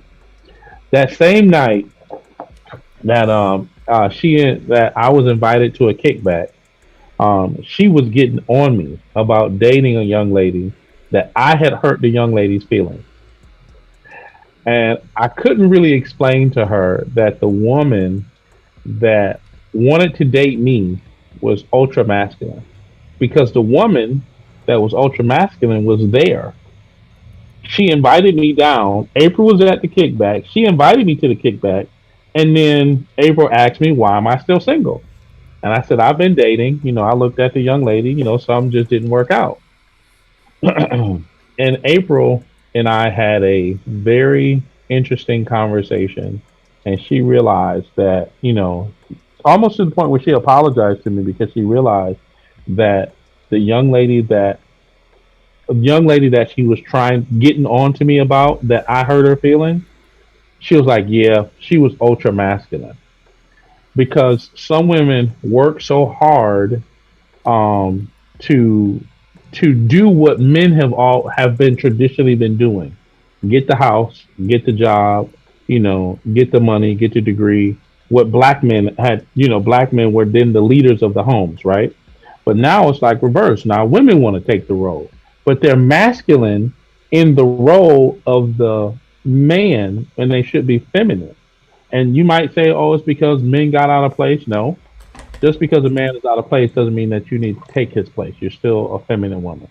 But here's the thing, because she is my friend, and I'm a just say it this way: I am proud of her for not only for doing two things. One, the price went up, so you can't. And I know what she was charging for her dating academy. I know what she was charging. And then the price quadrupled. I'll just say it that way. Hypothetically, I won't talk about the number, but it's the price went up. And so she's looking for people who are willing to make a serious commitment, because when you make something affordable to everybody, they don't appreciate it. And so I am proud of her for being able to say, you know what? I have been trying to help women on a large scale, but y'all just ain't gonna get it. It's literally, it's like you talking to a brick wall. These are the things that you need to be and not the things that you need to do. Stop trying to do the thing to get the man and be the woman. And I mean, Colin can attest to that, because I can guarantee you it was nothing that Esther did, it's who she was. I'm sorry if I'm not allowed to say her name, I apologize. Okay, good. Um and hey, if you watching, sis, that's our sister. But no, I mean, I'm proud of her. I am. It's a shame for someone, and here's the crazy thing. I started following her, this is 2021. I started following her in 2016. So I followed her for the last 5 years. Um and I became a better person. And so I know firsthand that the principles that she teaches work, because I've been able to attract amazing quality. And all you have to do is apply the principles. But the fact that she's walking away from that part um, is an incredible testament to say, you know what? I'm not really giving up on women. I'm just giving up on the stubborn women. And I, some women, let me put it that way, some women will just not recognize that it is them. And I'm gonna leave the man out of it, right? I'm gonna take the man completely out the picture, and let's just focus on that part. There are some women that are so stubborn, that are so masculine, that are so driven, that are so I gotta get the bag, that they forget that they still are a beautiful goddess. And if you just relax in that, the money will come because of who you are. You don't have to go and chase it. But that's a whole nother conversation. I'm gonna shut up because I'm gonna just turn to the side. Go ahead, Rob. No, I mean, my whole thing is brief because I really don't have much to say about the topic. But just from what I've learned about Mason, just since she's been, in my radar or whatever, so to speak, I can't. I don't believe that I would find one man who has heard her present herself in any way, shape, or form that would be like, you know what, she not it. Everybody would say, you know what, yeah, she has qualities that like from the Confederation to the dark side, we would look at her and be like, you know what, yeah, that right there, that looked like it would work. So for women to be on with her, have the opportunity to learn from her and not realize the quality that they're getting from her. I'll tell you right now, if you was in that class and you had some backlash for whatever she was teaching you, you are in the wrong. Like, you don't know what you're doing. That's all I wanted to say. Like, she's the truth. So here's my tail end, because I think I've said it plenty of times. And I might just text it to her. that and I'm not calling anybody a fool. I'm just saying that this is a I, saying. I am, but go ahead. Fool knows the cost of everything, but doesn't know the no. I'm sorry, knows the price of everything, but doesn't know the value of everything. I might be messing it up, but they know how much everything costs. iPhone might be $1,300, but you don't know the value of what you're getting. And because you're so interested in just bucking up and just trying to get the result, right? You're trying to go so fast to just get the man that you miss all the other stuff. You miss the value in it, and that's where I can honestly say, after coming from a divorce, um, or being in a relationship with a woman for 15 years, my ex-wife, you get two different Chris's. And there's a testament to that. And here's the last story I'm gonna give, Shannon. I'm gonna let everybody else have it. I was talking to a friend of mine from high school. I got stories for days. It's just a preacher in me, right? I was talking to a friend from high school today, right? Um, and she knew Chris, the arrogant, cocky, brash Chris. And she made a comment. She was like, "Oh, I'm working on my second master's." And I was like, "That's expected." And she was like, "What's that supposed to mean?" So she kind of like cocked back. Now, mind you, because you knew who I was, this is what you expect, right? But you don't know the value of me now because you thought about who I was before. So I said, "Well, it's expected because you're smart, you're intelligent. I expect you to be an achiever because that's who you've always been." And so she laughed, and she laughed because she didn't realize that the change that has happened from just a few short years ago, when she knew me 4 or 5 years ago from maybe a conversation, she didn't realize that that change had already taken place. Anyway, I'm done. Y'all got it. Wes, I know Wes DM April all the time. I ain't gonna tell you how I know. First of all, I do not DM April. She calls me because we are friends. Thank you, sir. I'll just I'm gonna just say this. When that question was posed, it made me think about the cartoon The Adventures of Batman, because I watched that when I was growing up as a teenager. And there was one particular episode where they put Batman on trial, the Joker, Penguin, and everybody at the Arkham Asylum.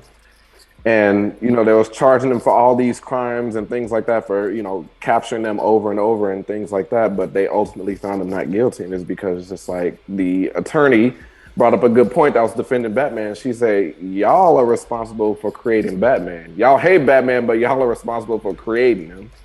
So when Shan said that, she's maybe gonna be an advocate for men, it's just like people, hate publicly Kevin Samuels and what he talks about and everything, but it's just like, but these women, these masculine, modern, womenist, feminist, feminists out there, it's like y'all created KS, and now y'all about to create a April Mason, and it's just gonna keep on continuing. So it's just, I think it's just a natural about face that's about to occur, but it's like y'all can't be mad and try to cancel these people because y'all created them.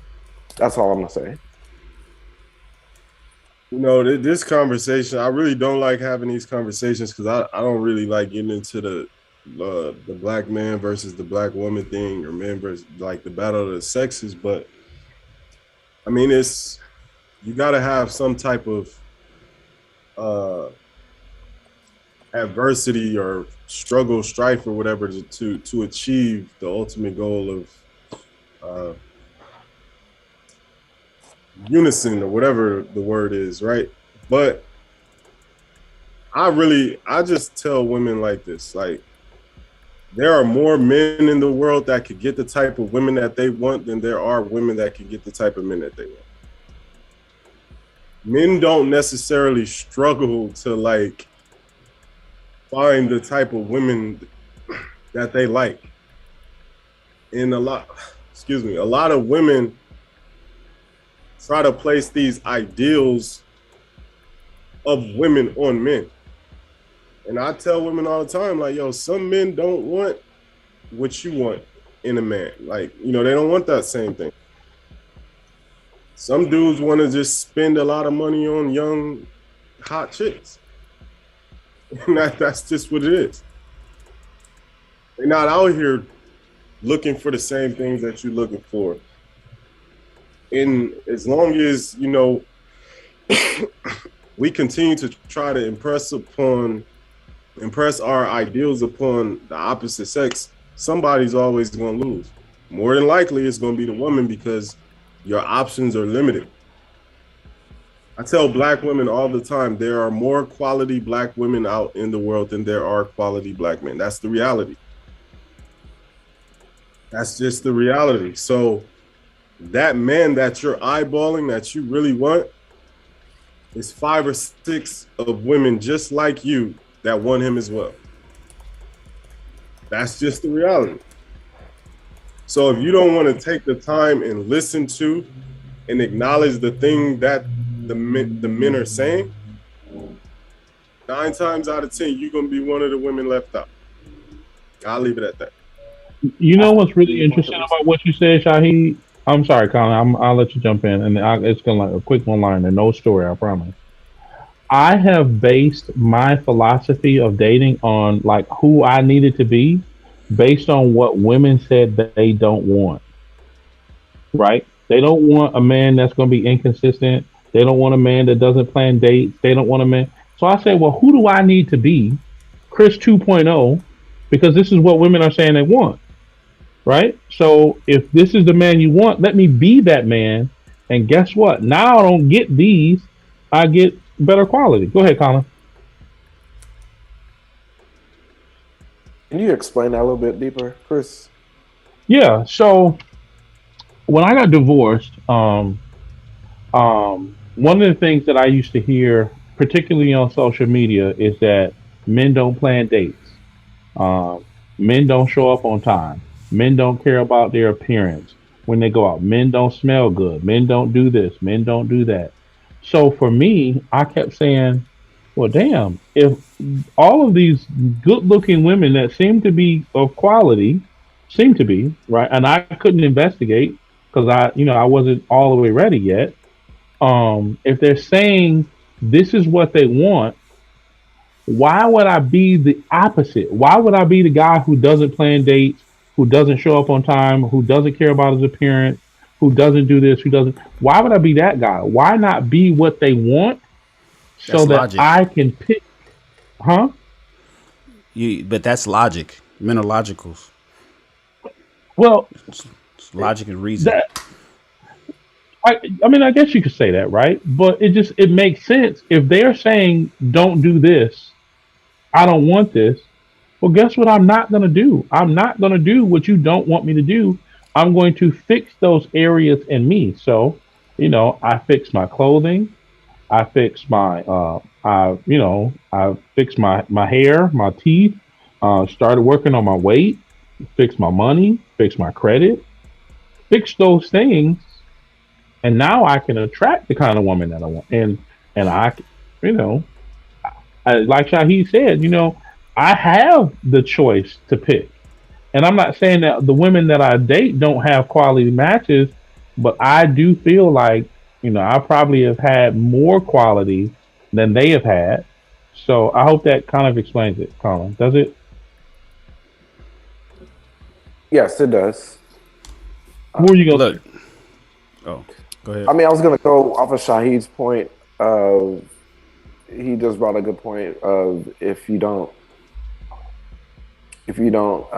do what the guy is wanting, you're setting yourself up for failure. So it just goes back to this basic business market research. If you aren't getting business, your product isn't selling, you want to do market research and find out why people aren't buying.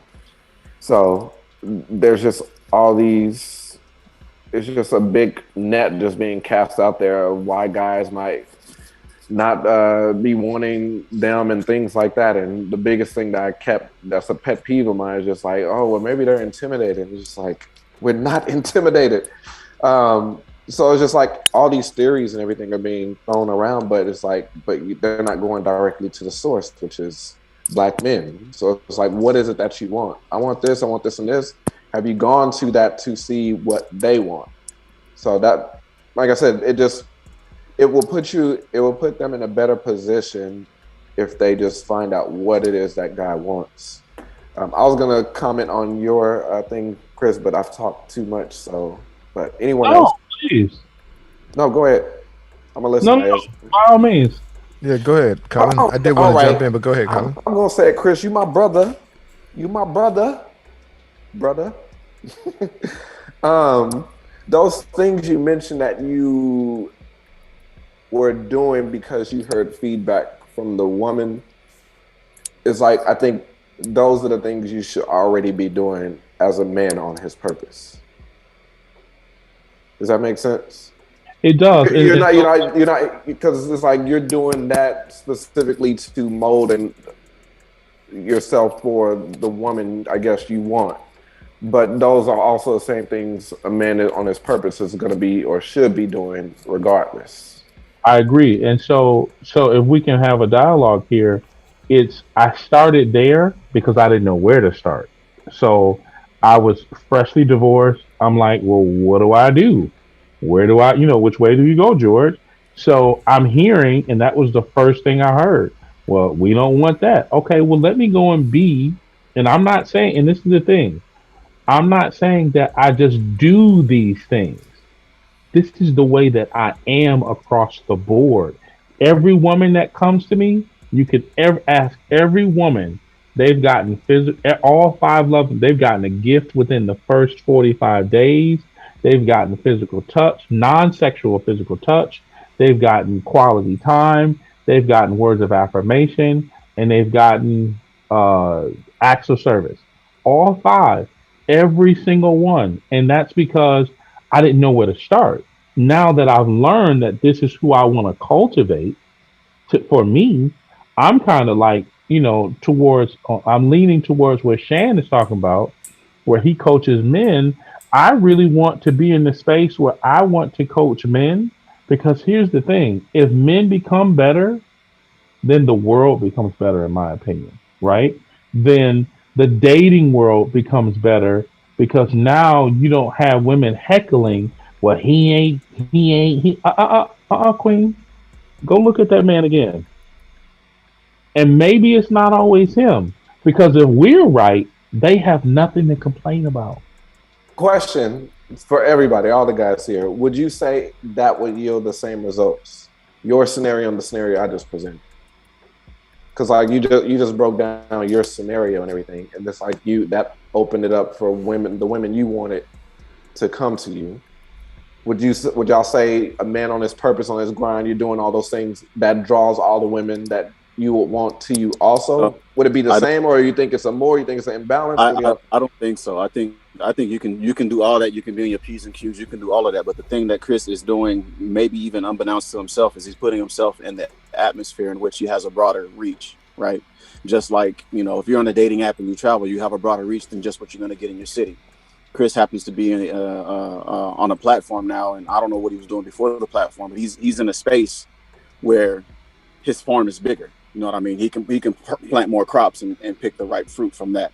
Everybody, like if you just live in a city, and we hear it all the time from women, they may be stellar women, but there's not enough quality men or men that's good enough for them to date inside of that city.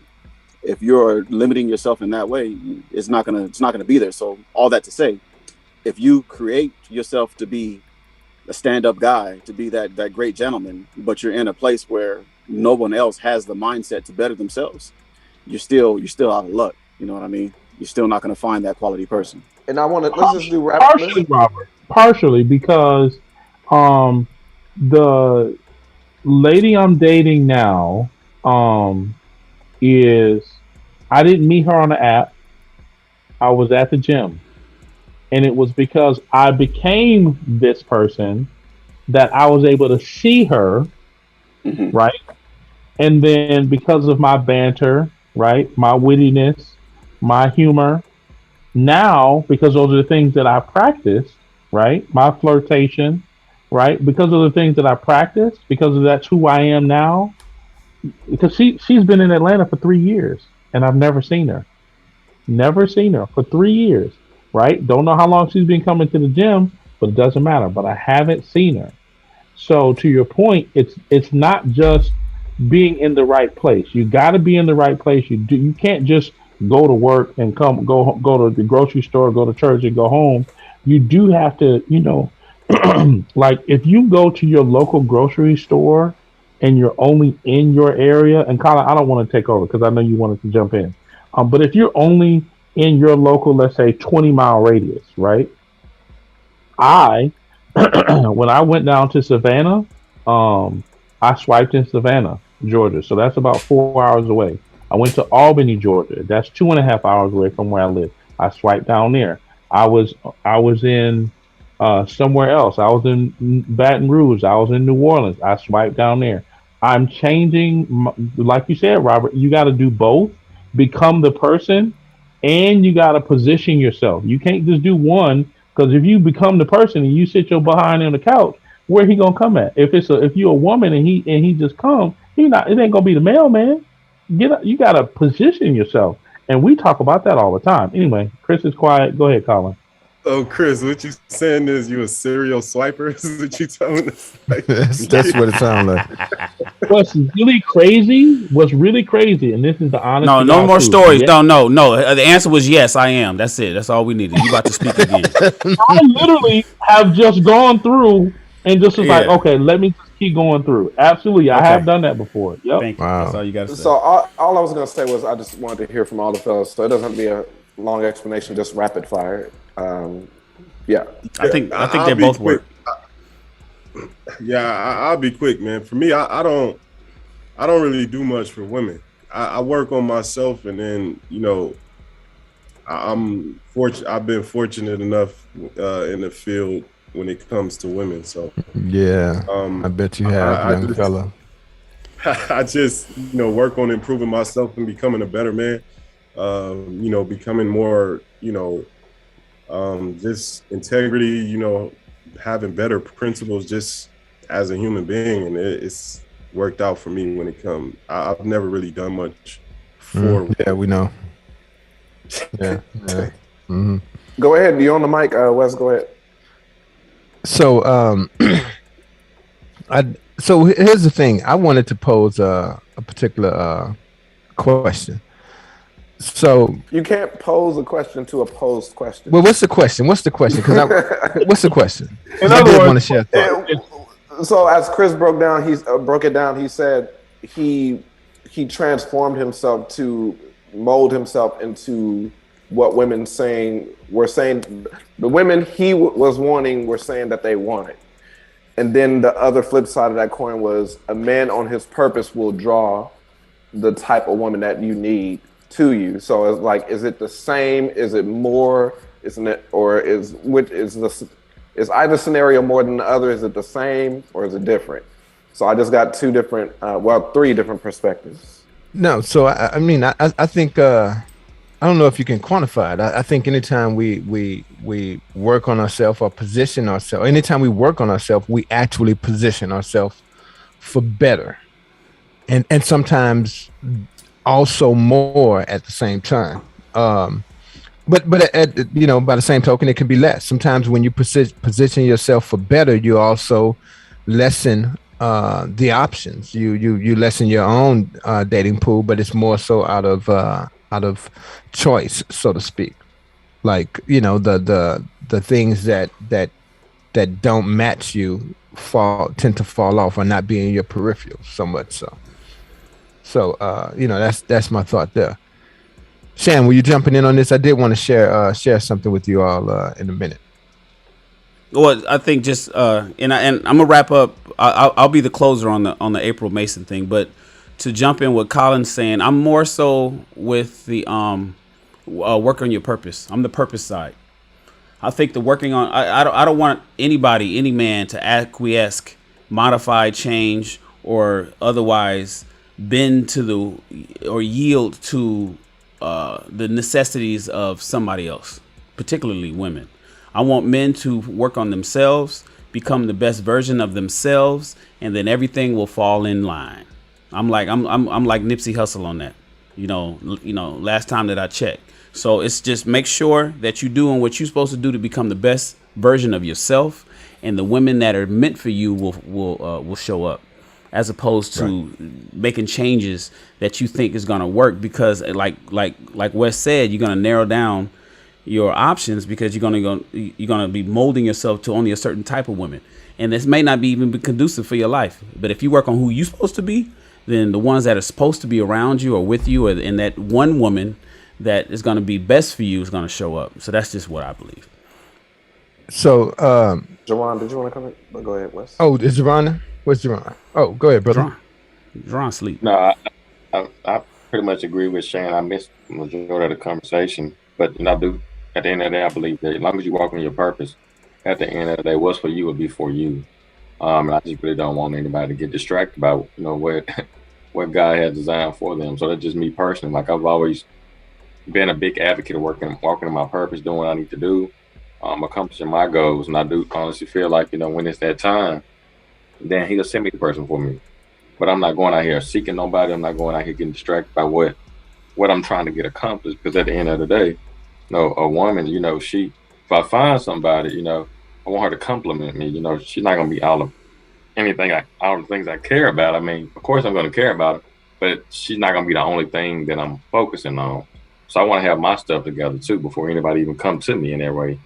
And so I've always been about just following your purpose, following your dreams, and just kind of going from there, and everything else will fall in line after that. And so what God has designed for you is what? Sleep? That's what that is? Hey. It's about that time.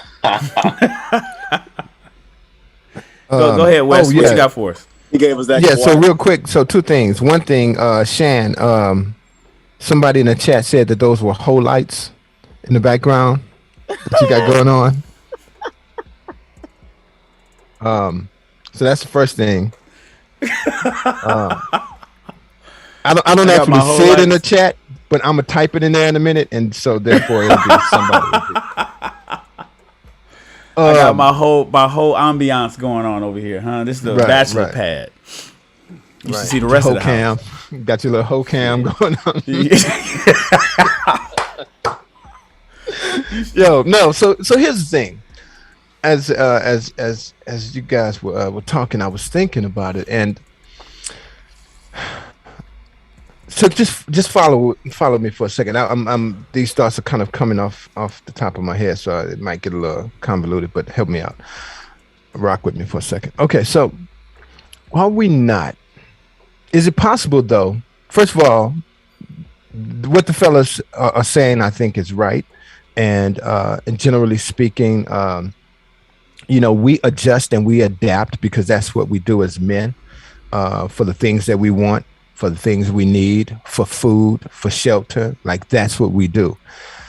That being said, I think we should start to consider maybe that perhaps our asking of women to, not so much for them to be feminine, but our expectation or our ask of them, if they are not already in that space, to then get there the way that we would get there, which is logically say, okay, this isn't working for me, or here's what the numbers are, so let me do this to change my outcome.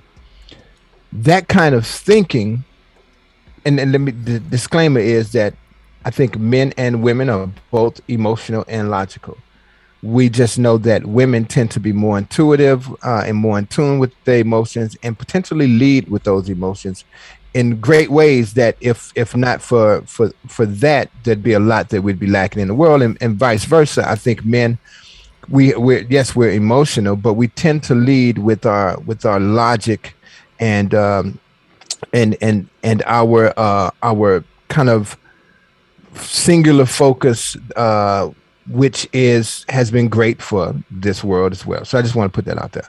But that being said, is it possible though that that what we're asking when we say, hey, listen, here are the facts, here's the data, and so women, if you want a better outcome, do X, Y, and Z, basically be more feminine and all of these other things that may not come so natural to them, whether it's from their past trauma, or maybe they didn't see these things, whatever it was. Are we not asking them, follow me here, to be men in that way? We're asking them, we're wanting feminine attributes and characteristics. We want them to obtain those and to sharpen those. We want that, but we want them to get there the way that men get to where we are. So in a way, we're asking a woman to be a woman by being a man, and yet we run from what we think or what we perceive as a masculine woman. No. Did I lose? How many did I lose? Just raise your hand. All of us. No, hey, you just lost the dark side, West. I was going to comment, but I was holding my tongue because you saying basically something that I was going to say anyway. I don't think asking a woman to become a better person is asking her to do it like a man would do it. What are you talking about, Wes? Yeah, what are you talking about? That's what I was confused about. So I told y'all, Wes is up here. Wes is recruiting tonight. His stable is low. He lost some of his. His stable is low. He's here recruit. Go ahead, Wes. What are you talking about? No, Wes. Wait, Chris. Wes, the topic is... Wait. It's not about the topic. I'm just posing a question. But no, let him go, Chris. Let him go, Chris. Go ahead, Wes. Because I want you to make sense out of this. Because I'm not saying that asking a woman in itself is asking a woman to be feminine is like asking her to be a man or asking her something masculine. No, I'm talking about the way every single time we had these conversations, everything most of you gentlemen have said makes perfect sense. Very logical.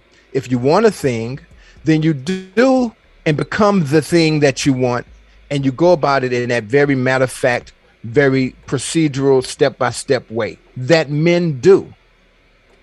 But women aren't men. Even the women that we think aren't as feminine as we'd like them to be, they still aren't men. And so here's the thing, it's not the ask, it's not that we're asking for femininity, but we're asking them to just deduce it, to just logically get there, fuck their emotions or any of the other things that come into play for them that we just don't know. I don't know them. But we're actually applying our logic to their situation and saying, hey, just think like a man and be a woman. No, we're not asking that. So I see what you say. I see where you're coming from. I see what you're asking, Wes. And so here's the reality. Women aren't that daft either. You know what I'm saying? I get what you're saying, but it doesn't take a whole lot of emotion to figure out what you want to eat tonight.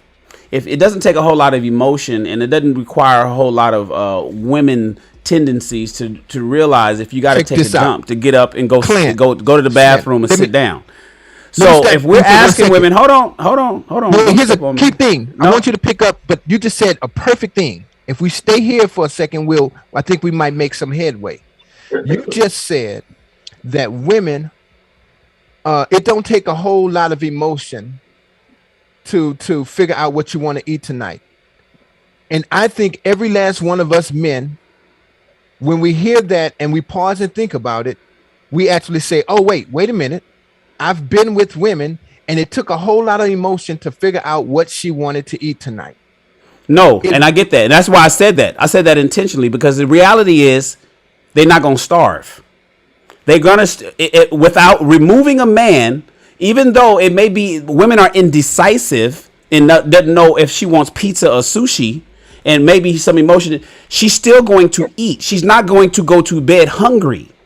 And so when it comes to survival, when it comes to doing the basic necessities of the things that human beings need to do to get the outcomes they want, I'm not asking a woman to be a man for her to be feminine. I'm saying if you want to be in a relationship, do what you need to do the same way you need to do what you need to do to get food, to nourish your body. You may not know what you want to eat, but you know damn well you're going to do what you need to do to get some food. You may not know how to become feminine, but what woman goes to bed hungry? No, they don't. Some women can't figure out what they want to eat, and they go. And so they go to bed. Ladies in the chat, are you so indecisive that you go to bed hungry? Not indecisive. not indecisive, but I don't. That's a trigger word. That's. So here's the thing, Wes. Let me address it real quick, right? So we can kind of, just right. If you ask a man to walk to the store, buy some chips, hey, he's gonna go to the store. He's not gonna consider a whole bunch of stuff. He's gonna walk to the store. He go get the chips. You ask a woman to walk to the store because this is what you're saying. Woman, walk to the store, get some chips. She's gonna, want to need to figure out, is it raining? What's the weather? We're not asking them to change and be a man and not consider and just throw all caution to the wind and be a man. We're asking them to do life the way that you can do it best in your feminine energy, right? But still get the job done. And there's nothing wrong with Right. that. No, There's I get nothing it. wrong with saying, hey, I want you to go from A to B. I did it this way. I'm not asking you to do it my way. I'm just saying that this is what I did. Whatever it takes, whatever you need to consider, however you need to do whatever you need to do in order to get from A to B to bring the chips back, just get that done. If that means you need to ask a billion questions, ask your billion questions. And in reference to what Shan said, women would rather have a salad from Zaxby's, fries from McDonald's, and a milkshake from Cookout, or In and Out Burger, to get some West Coast love in there, right? They'd rather go to five different places to get the ultimate meal that they want rather than going to bed hungry. They're not going to go to bed hungry, but they're also going to accomplish the thing that has been asked of them. And it's not wrong to ask them to step up because they ask us to step up. So it's an here's the answer. Men and women are equal in essence, but in our function and the way in which we go about accomplishing tasks, that's where we're different. I'll end here. This is what I'm saying. It's not about the answer. It hit me as you were speaking that it's about. All I'm saying is, it's about the grace and the understanding that we give them because it's so simple for us. It's a direct line for us.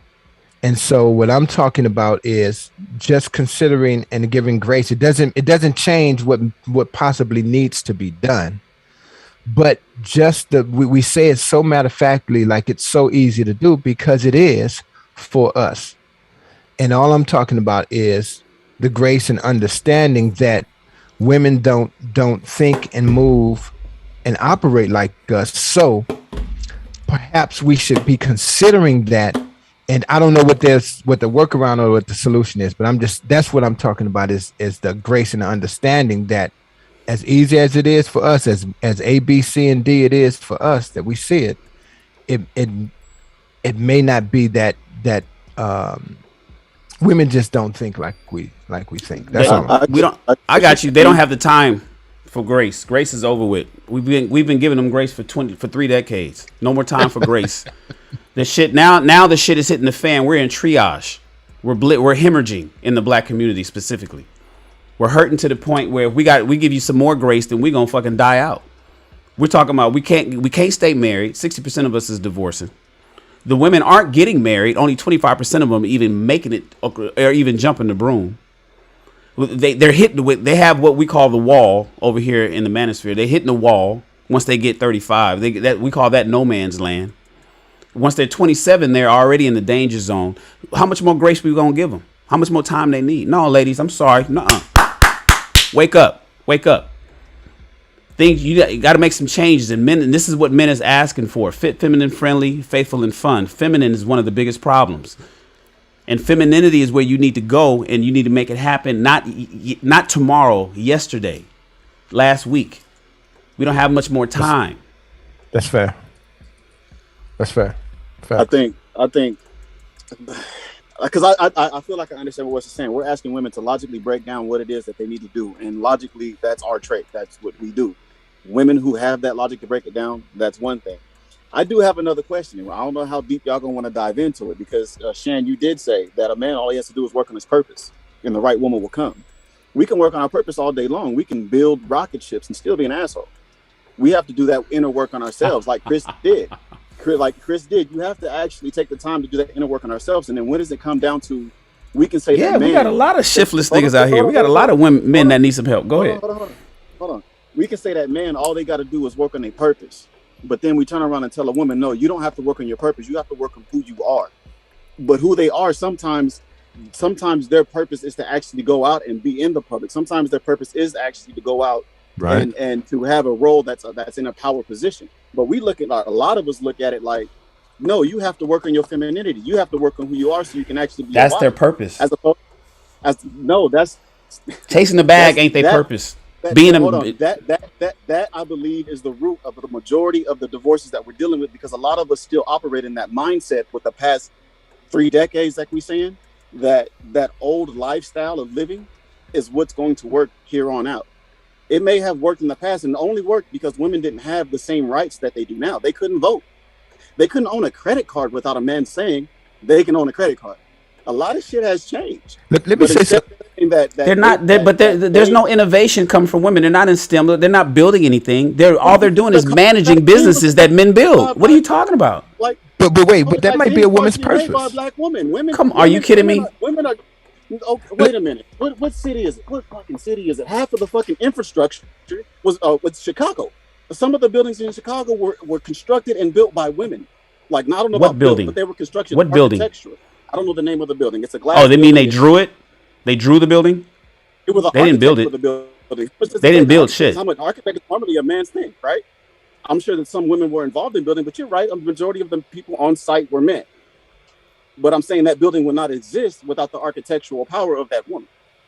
Well, the internet wouldn't exist without women. I mean, I get what you're saying, but that's not even my point. My point is that we'll say that a man only has to work on a purpose, but not work on himself. But a woman has to work on herself and not work on a purpose, because a woman's. I don't hear that. I guess my pushback is I don't hear that men don't need to work on themselves. Men are problematic. Men do need.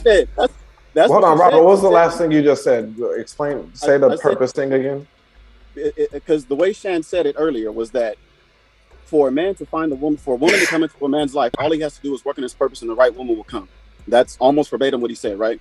But we'll say that a man only has to work on his purpose and not work on himself. But a woman will have to work on herself, and her purpose is to fulfill a man.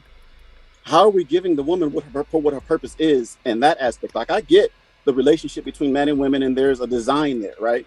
I get all that. But who's to say that the woman's purpose, who's to say that the woman that we're shrinking our women's capability by locking them up inside of a box, saying your duty is to fulfill a man? And let me add this to what you're saying, Robert. What that sounds like to me is we're reducing women, and is that what we're doing? We're reducing women to 3/5 of a human, because that's what white folks did to us. We only had a purpose. We only served a purpose. It wasn't considered that we are autonomous, free-thinking human beings with goals and dreams and aspirations if given the access. So women have gotten the access, and so they are free-thinking, autonomous human beings with goals and dreams and ideas and purpose that is outside of serving us. Like, what are we talking about? And here's the other thing. So women, I don't even know if I need to add more to that. It's just women have I'm gonna take April Mason. So we talked about April earlier, so I'll bring it back for full circle. Well, what if her purpose is to teach femininity, to bring women to the place that we say we want them to be, or to teach men, from the conversation her and I had, to be able to obtain feminine women. In any scenario, though, she has a purpose, and it's very clear. It's clear from the vision that she's had. It's clear from the lives and people that she's affected, and it's clear from the outcomes that she's had. And now she's making a shift, and it's so clear that we're having a discussion about it. But if a woman's only purpose was to be married and to fulfill a man, then there would be no April Mason. She would have no purpose. She would not be regarded.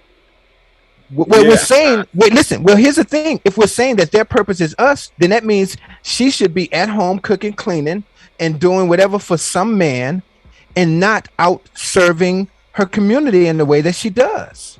And there's so many other women in other ways. A woman that goes off and look, there's doctors, there's nurses, there's I don't know, technicians of all sorts who are women who are productive. They might not have their name on a building or have done something so grandiose that they've made their mark in the world in such a way that we remember them. But many of us have. Nobody knows. I mean, I got friends in high places and I've done some things, but the general world don't know or give a shit about who Wes is, nor should they.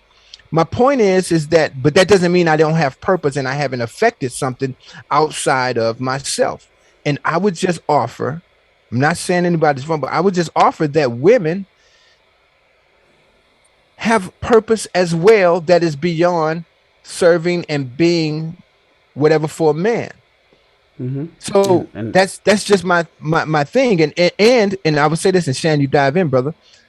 If Hold on, women, before Shannon Sahib, if you're not saying that and women can't have purpose, well, what if their purpose is 8, 10, 12 hours a day somewhere?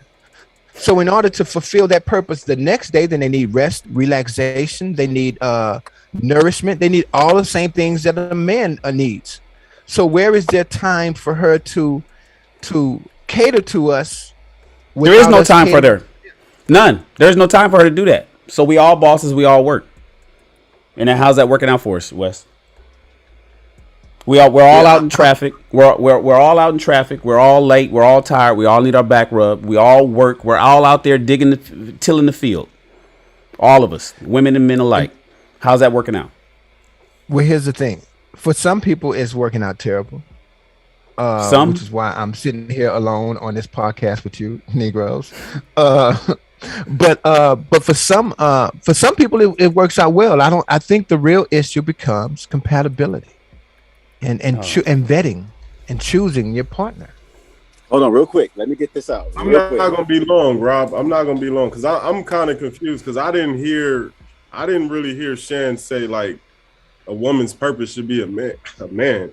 But we're going to say Shan. Go on and finish saying it because he was going to say it. So when the thing about like when I said I work on myself, I don't do anything for a woman. I work on myself and I enjoy the fruits of my labor. It goes back to the point like women are out here saying what they want from men. And all we're doing is men are saying, hey, well, this is what you have to do in order to achieve the goal that you want. That's all I'm. Right. I don't know, man. Which goes back to the grace. So it's saying what we want, but we're not giving grace and understanding and adapting or compromise. We adapt in every single other way to get what we want. But when it seems like in the space when it comes to love and relationships, we're not willing to budge. We don't want to move from our position. We want to stand our ground in that moment, but we'll move for the job. We'll do whatever for the man, so to speak. But when it comes to to love and relationships, we're less willing. I'll say that we're less willing to compromise or move or adjust for what it is that she might need in order to facilitate that. And that might mean sacrifice. That might mean giving up some of those selfish things that we want as men. That might mean, it ain't head every night, Shan. You can't. So no, I got you. So get up out. There is no head of the household. But, become you are a partner. There's no clearly defined roles. It's all partnership. It's all back down, become more beta, become more subservient to what you yield to what your woman wants because maybe. Not what I'm saying. I'm talking to Wes. I'm talking to Wes. He's saying because he's talking about we're not giving grace. He's saying where the women aren't getting the grace that they need so they can become feminine because we're at the red line in our relationships right now. Shit ain't working, and this whole year everybody's fighting against each other. Only one of us in here that really got a relationship out of all between is just two of us, Trill and Colin. I mean that's what I'm saying.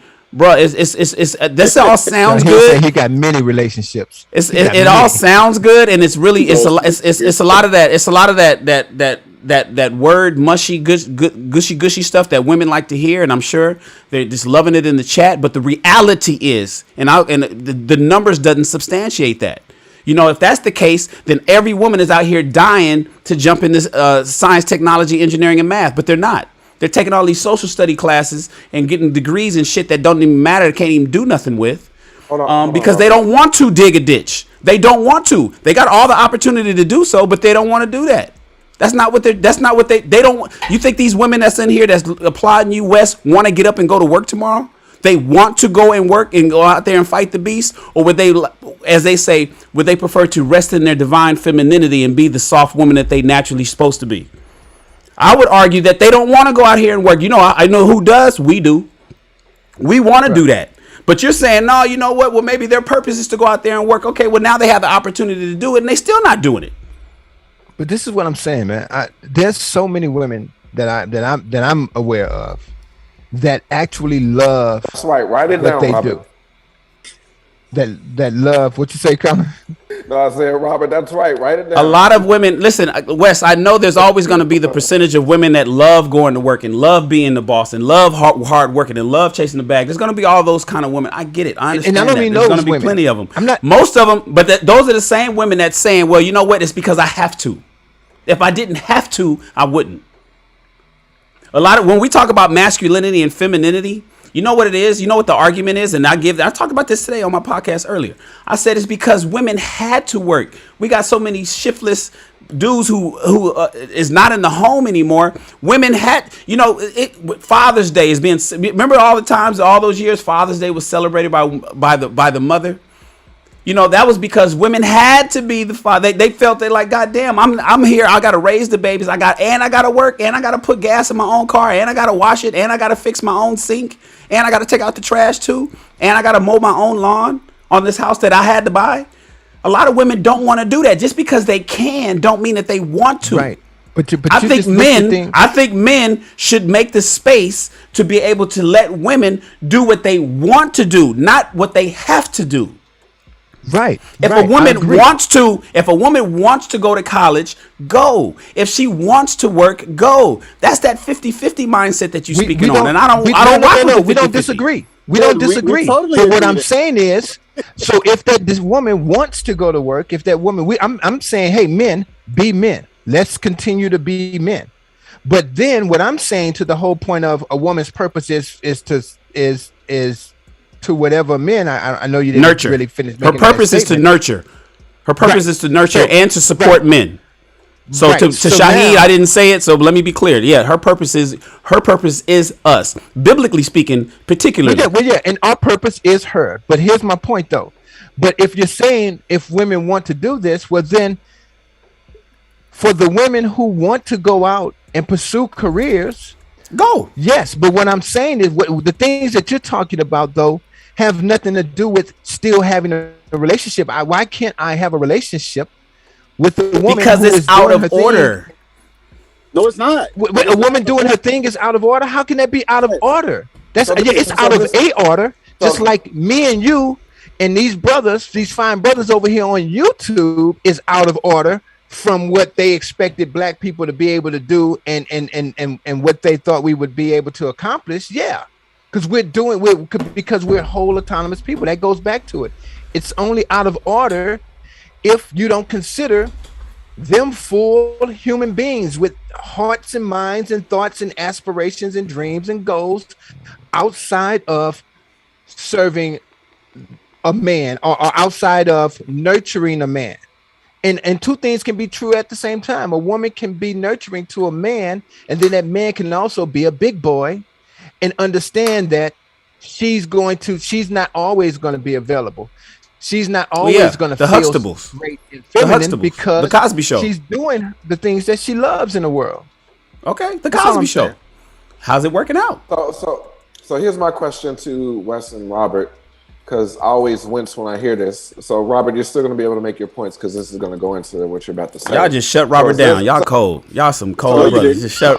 Robert was ready. Robert don't know how to. Robert can chime in here. Go ahead. So, is this basically what the new modern relationship looks like? Because I hear it on Clubhouse all the time. It's like, hey, we're not operating from 30, 40, 50 years ago. Like, we're in this modern time now. So, my question was, is this what the new modern, what does the new modern relationship or marriage look like? So go ahead and I'll tell you, the new modern relationship looks like 50-50. Oh, you was asking Robert? Oh, because I can break it down because I talked about it today. That's what I talked about marriage. I think that's what Robert and Wes, because I think that's what they just explained was this new modern relationship, because we're not operating from 50, 60 years ago. So what does it look like? Equal partnership? The man, like both are head of the household. So just explain that, Robert, or answer that question. Okay, so first I'm gonna just say no to that. Keep going, Robert. I'm not talking about the whole head of the household. I'm not talking about that. A man you can't remove that. Household. I expect to be the head of the household. But that's I mean, you just can't. You can't even run. You can't run any kind of. I'm sorry, Robert. You can't run any kind of business or entity, so to speak, and not have roles and not have someone be the head of something. Doesn't mean I'm the boss of her, but in certain regards, the places that I'm best suited to lead, in my judgment and my wisdom, I expect her to allow me to be that. But I also don't. She's not just giving me that role because I'm a man and I got some balls.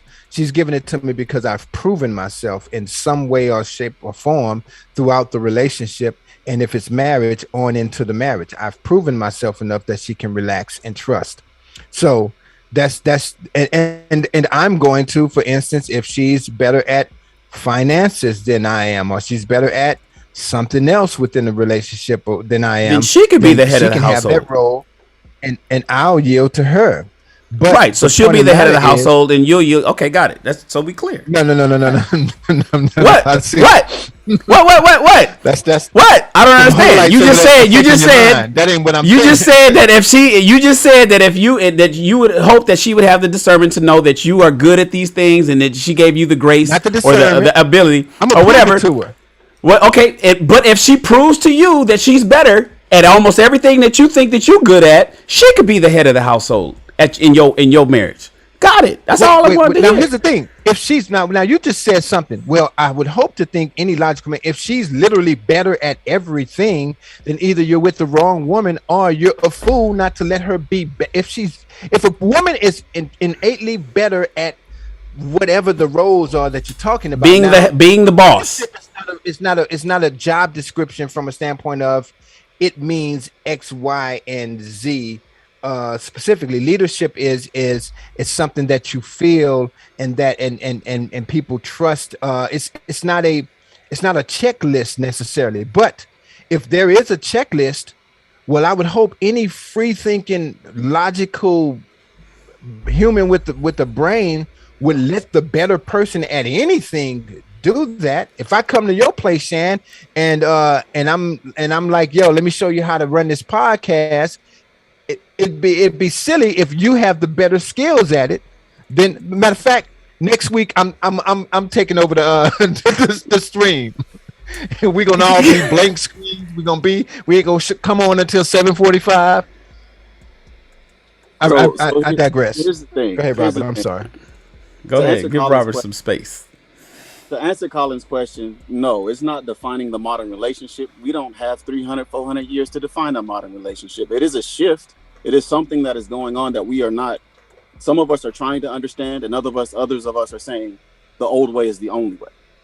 And that's where we run into a lot of walls. Now, where Shan is saying giving grace is turning yourself into a beta, that's actually being a leader. That giving grace does not mean you are subduing yourself below somebody. That means you're allowing them to actually be able to grow.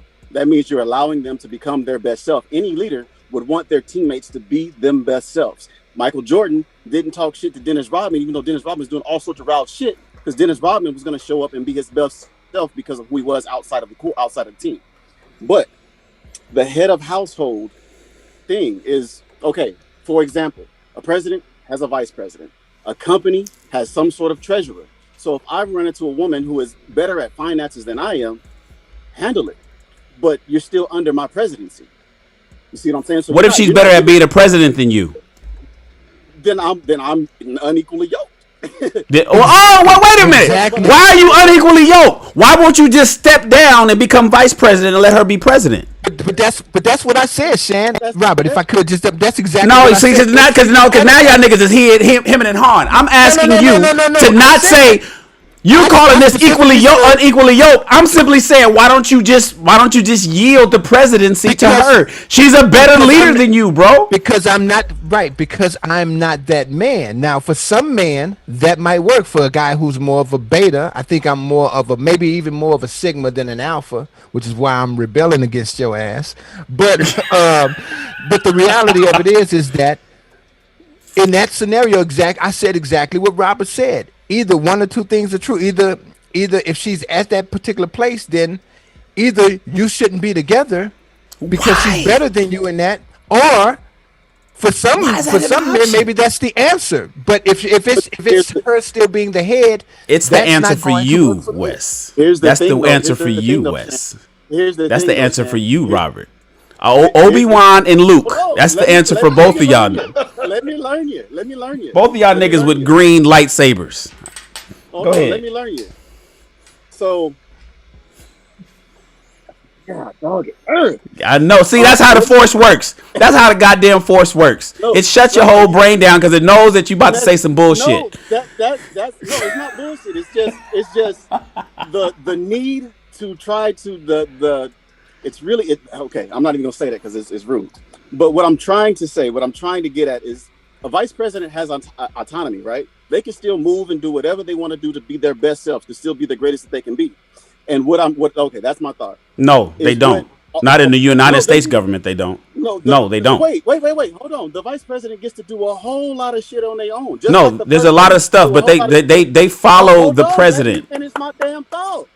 I can't let you continue if it's predicated upon something that's not true. So you're doing what women do. You're doing exactly what women do. So what they do is they cut off the sentence before it's over, because the second part of that sentence, they have autonomy to do whatever they want to do under the leadership of the president. It's a full sentence. It's not half a sentence. So the president still has to say so whether or not, yeah, go ahead and do that. Go ahead. But you still have the autonomy to say, hey, you know what? I'm gonna go out and do this. I'm gonna go out and do that. It's pitched out. The president's gonna delegate certain things to the vice president. But hold on. Let me get back to this other thought. Because a lot of times it feels like what you're saying is because a woman has a more powerful position or has more money, that they are the ones who are actually the head of the household, when that is not the case. That just means that they're moving with a certain autonomy, but still the head of the household is still the man. If you truly have that alpha trait, if you are truly the alpha, the leader, you're going to be able to cultivate whatever situation you run into. So if you run into somebody who's making $5 million a year, and it happens to be more than whatever it is you're making, your manhood should still be able to cultivate that and build that up to something greater than what it is.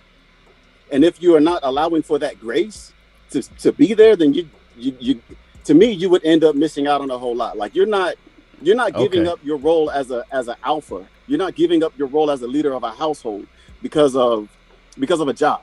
If you're doing that, then you're not an alpha. Like, so Robert, y'all niggas is tripping. You using words like autonomy. That's not what autonomy means. You got to just maybe because I'm a wordsmith, and so autonomy, self-governing. Real quick, Colin. The vice president does not have the power to fuck this country up. There's no autonomy there. Go ahead, Shahi. Tell him. The vice president does all the shit where they cannot fuck this country up, and all the shit that they do fuck up, the president can fix it. There's no real autonomy there. He knows that. I don't know why he arguing. Them niggas is look. And then even above, where's my buttons? And even above the president Hold on. That's my Robert. And even above the president is the board. The board. If we're going back to spiritual, the board is God, the president is man, the VP, is women. So it's like it's still that ordination of God's system. That's still the foundation. We can build modern principles, all that kind of stuff. If that crumbles, which is what it's doing right now, it's crumbling because we're at war with each other. That foundation out of order. Thank you, Colin. Hold on, let me get to that. To that biblical. This is what this is God that He is. Let me get to that. Then change things. You're right, Colin. And you're the right, Empire Strikes Back. That's exactly what I'm saying. You're right. That's exactly what I'm saying. Because above the president, in my scenario, would be the God, right? Because the man is supposed to acquiesce to God. So God's supposed to be over the man. The man's over the wife, right? Facts. I agree with that. The wife can go out and do all sorts of things other than fuck up the relationship. And if the wife does do things, then the man is still supposed to be able to bring that relationship back to something that works.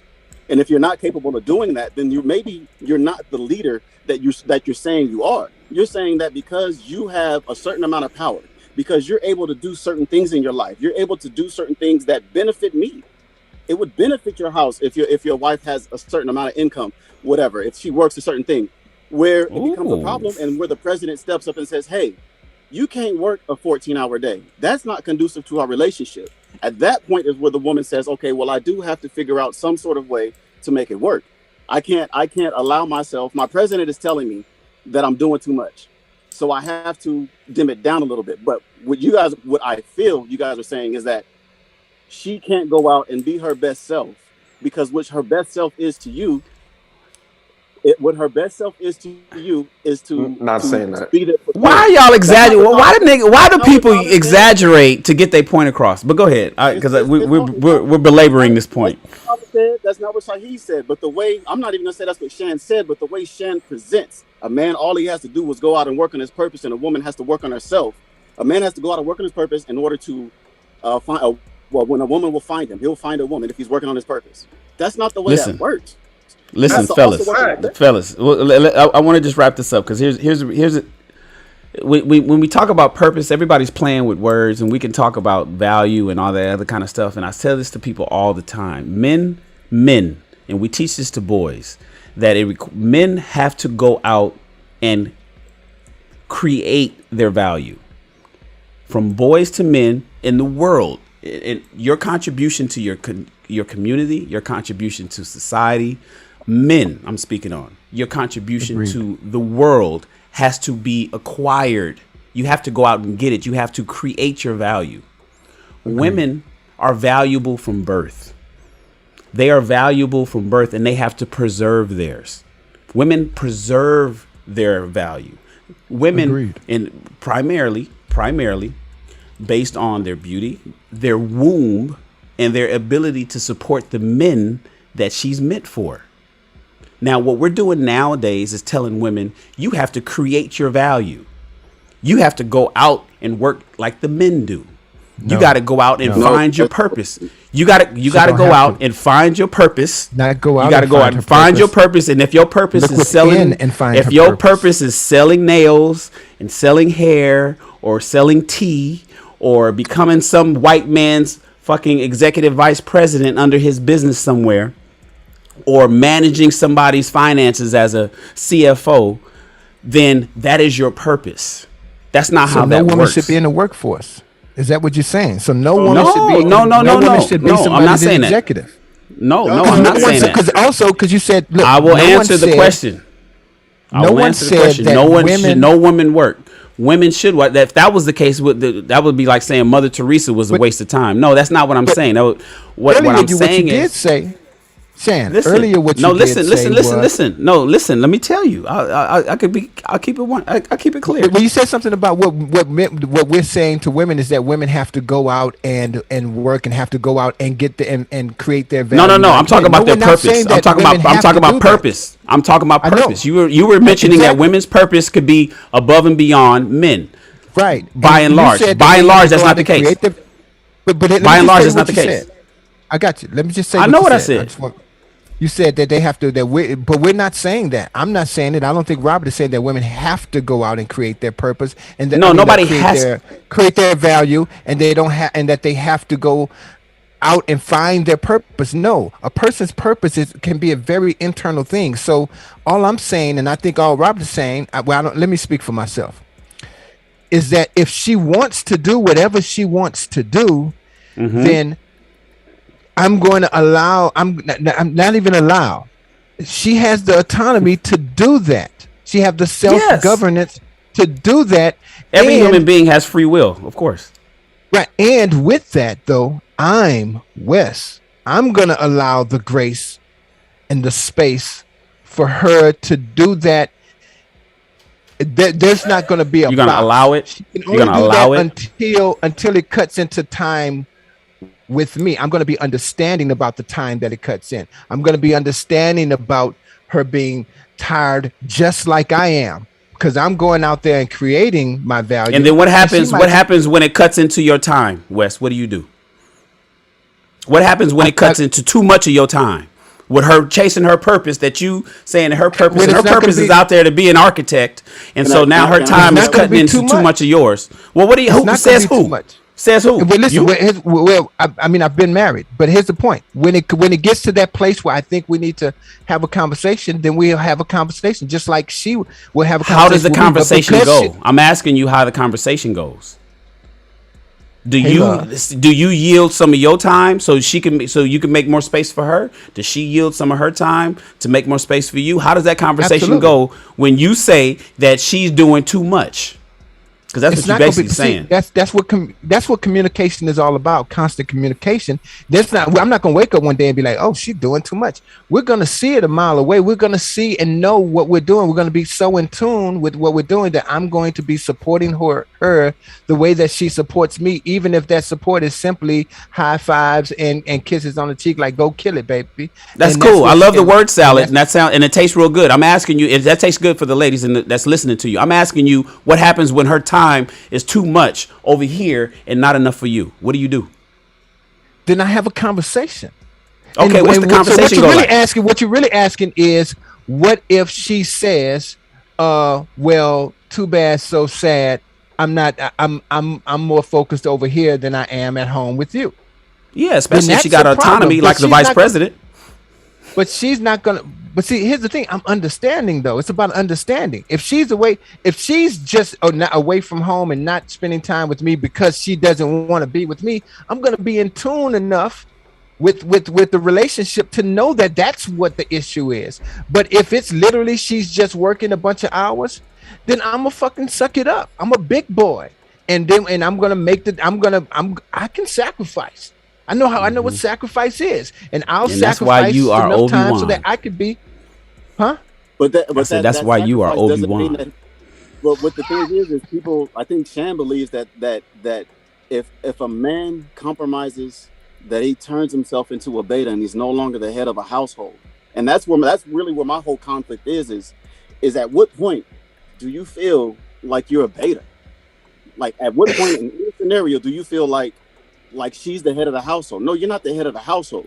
We are still working together to do whatever we have to do. And if autonomy is not the right word, then it still comes down to the man's decision ultimately, because you can end it, you can keep it going, whatever the hell you want to do. It's still your decision. You are still the head of the household. You can still say, hey, I don't look, babe, I understand that this is your passion, but this is cutting into our relationship, and our relationship is more important. I will support you to the end of the road. I will support the hell out of you. But at the end of the day, I can't support it to the detriment of our relationship. You just contradicted yourself in one sentence. I will support you to the end of the road, but I won't support you. Because how far are you gonna support her? How far is that support gonna go? To that dead end, to where it's like, hey, this is the end of the road. Like right here, this is the end of the road. Right now, at this point, we've come. But I'm still gonna support you. I'm gonna support you. I mean, that's just me. I would support him even. Hey, Robert. I'll support you. Robert, quick question. When was the order got set up? When was that established? That's what I was talking about. Day one. But when was that established? Day one. Day one. Yeah, not day one. Eve didn't come day one. I mean, day 6, whatever. Day 6, whatever. Whenever he created Adam, that's when order was there. Order was there when he said, "Let there be light." There was already order. There was God universe. There's already. Because I'm breaking code here, but I'm just getting tired of the crap in the chat. So Destiny, he just debunked your theory of ordination set after the curse. Please stop saying that in the chat. That is just so false. Ugh. Yeah. So it's kind of like, so it's like we say, God is the head, and then man is the head of the woman. Yada yada yada. So it's like what I'm hearing is like, so if we were to have a conversation face to face with God, y'all would be sitting telling God like, "Nah, I gave her that responsibility that you told me." That's not fair, Shahid. Shahid, you playing dirty. Young boy playing dirty. Wait. I don't appreciate that, Shahid. Wait. Hold on. But describe that responsibility that you talking Look, about. Shahid is Sith. Shahid is a Sith. He's Darth. That's Darth Shahid. Goddammit. Go ahead, Shahid. Give it to us, brother. Give it to us. It just sounds like we know what our responsibilities are, and they're clear, but we're like teetering with the responsibilities and the duties as men, and you do this, I do this, you do this. Now I got this. Like, that's where I'm confused at. I can't get it right now, right? So, and part of loving your wife is not restricting her. Christ does not restrict. God does not restrict us. He gives us boundaries and things that we can and cannot do, but He doesn't restrict us. He still gives us. Why do you think He said, "Husband, love your wives"? Why didn't He turn around and say, "Wives, love your husbands"? Why do you think He said that? That's a whole nother topic. That's a whole. So, Robert, your backup is here. Destiny's here. Backup. Oh shoot! What you got, Des? God, if you look in the Bible, I read the Bible. If you look in the Bible, He said for both parties to go and take dominion. He took Eve's rib out of his side and He said, go take dominion. After the curse, He put man over woman and made women subservient to men. But that was after the curse. But then Jesus came and delivered us from the curse so that we can get back to the original order of partnership and both parties taking dominion together. When? At the Sermon on the Mount? That didn't happen at no time in Matthew. At what point did Jesus do that? Jesus delivered us from the curse in general. And the curse started when they sinned. But the first thing that God said the first thing that God said was, go take dominion. That's it. Right. He said, if Jesus delivered us from the curse, what was the curse? What was what was part of the curse? The curse was women are going to have issues with childbearing, and then women are going to be under men. And you've been delivered. You've been delivered from the childbearing part, and we've been. I'm delivered from the curse. I don't go under anybody. But God came down to walk in partnership with us. So honestly, even that is not. He's not like I'm the ruler. He lowered himself as well and came to walk in partnership with us. Jesus came to deliver us from sin. He didn't deliver us from the curse that His Father set upon men. That's not what happened. Yes, He did. But I don't want to get too biblical. Because because women are still under that curse every time, once a month, from about age 13 until menopause. Yeah, that curse ain't been lifted. Childbearing, but a lot of people don't experience pain during childbearing.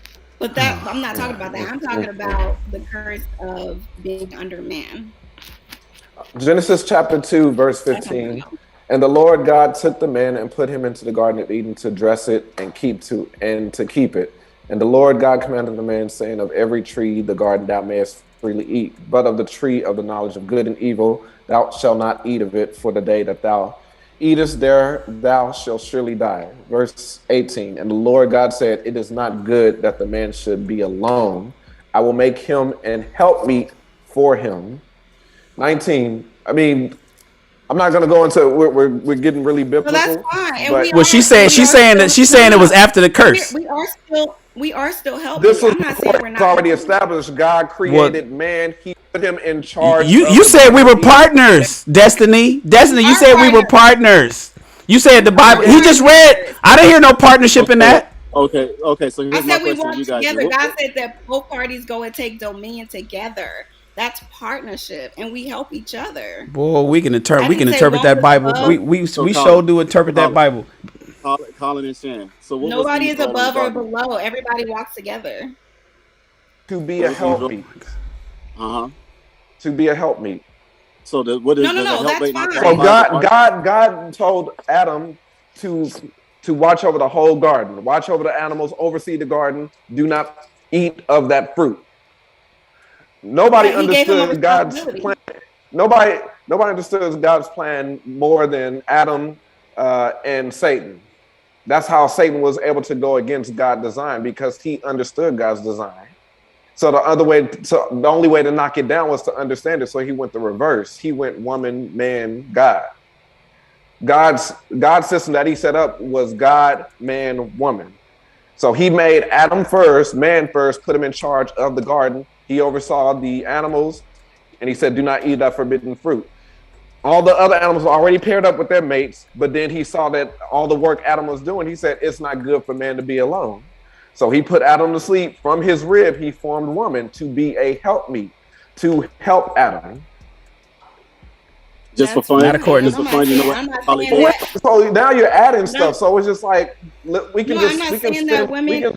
we can spend a whole live on breaking down what helpmeet is.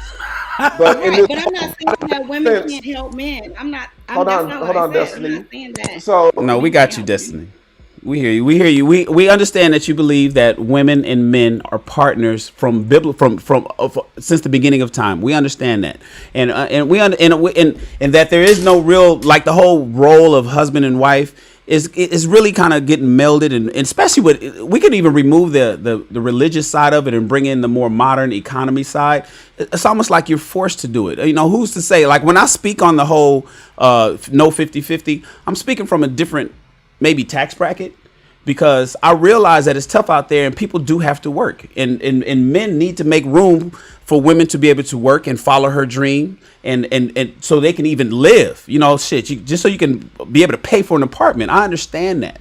I'm simply saying it's almost like we're chasing our tail and going in circles, because where do we stop and break this situation that we're in? Because one, it's like a double entendre, where trying to solve one problem, we create another one. And so here we have a situation where men and women are trying to get it together. But men want tradition, women want tradition. Men want tradition only when it benefits him. He wants modern shit outside of that. That's the 50-50 stuff. Women want tradition when it benefits her. She wants modern shit when it benefits her. I get that. And we're just having I'm glad we're just having these conversations, so we can have these conversations, because they were never had before. And we're going to get to the solution. But all I'm saying is, while we're on our way to our solution, shit ain't working for us. Not when we seem to be dead last on these. Not when we seem to be dead last. We're fighting what, babe? We're fighting about who has the power, who doesn't have the power, who has the power, who doesn't. And it's like a battle of the ego. And it's just like, we both have authority. We both have power. We both have understanding. We both have logic. We both have emotions. We're both human beings. Right. And we're not saying both can love each other. We are perfectly made in God's image.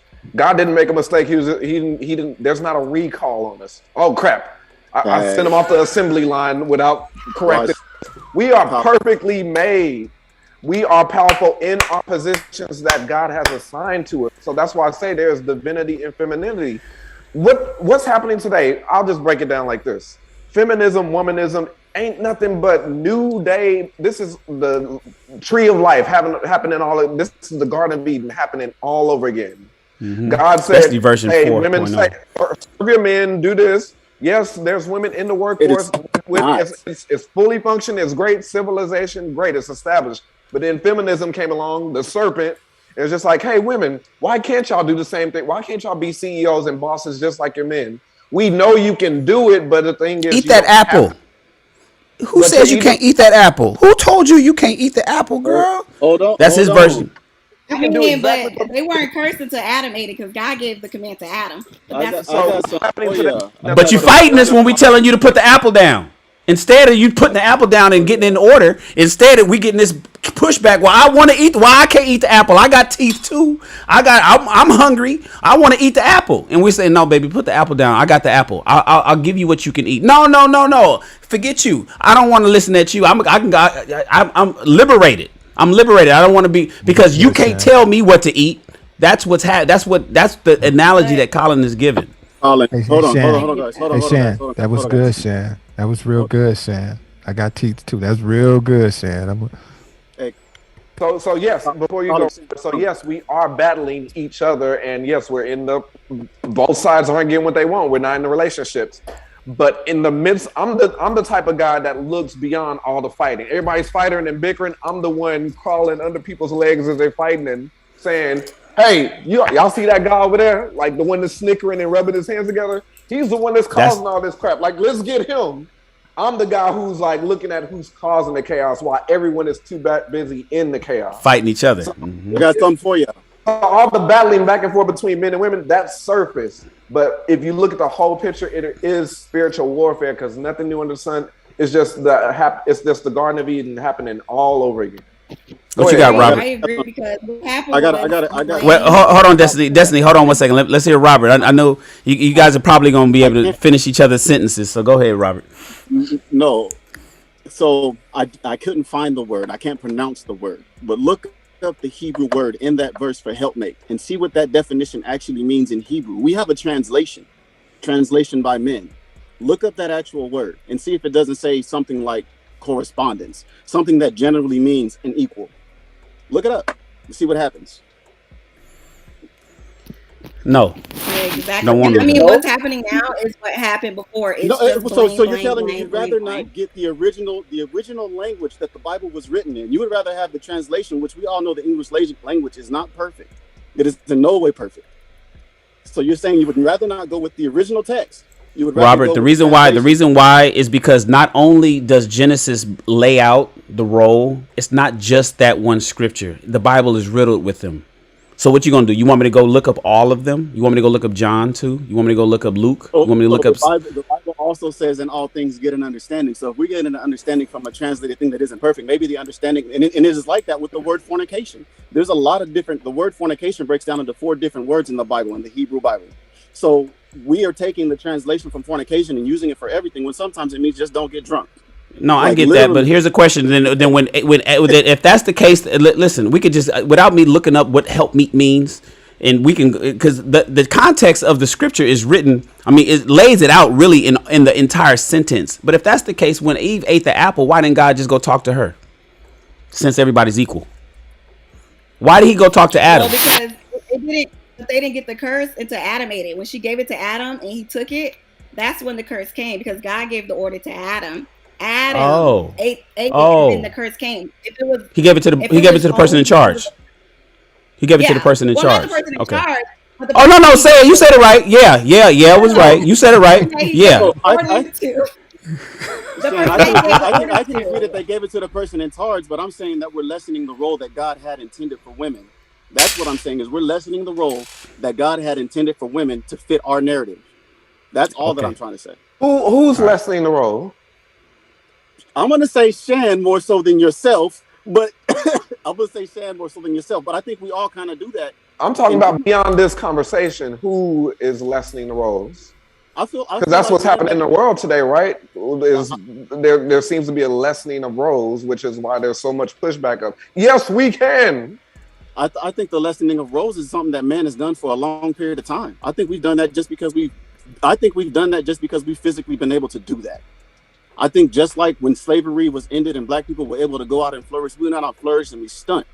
I think that we do the same thing to our women. We marginalize our women instead of allowing them to go out and stunt and supporting them along the way. But still understanding that I agree, there is an order in the household. I do agree. I just think that we put our women. What's the order? What's the order? I believe that it's God, man, woman. I believe that. I'm not debating that. I'm saying that some. Don't you tell Destiny that. Destiny didn't want to hear that. I'm saying that some of us I'm gonna submit to my man. So exactly, some of us minimalize what women can do.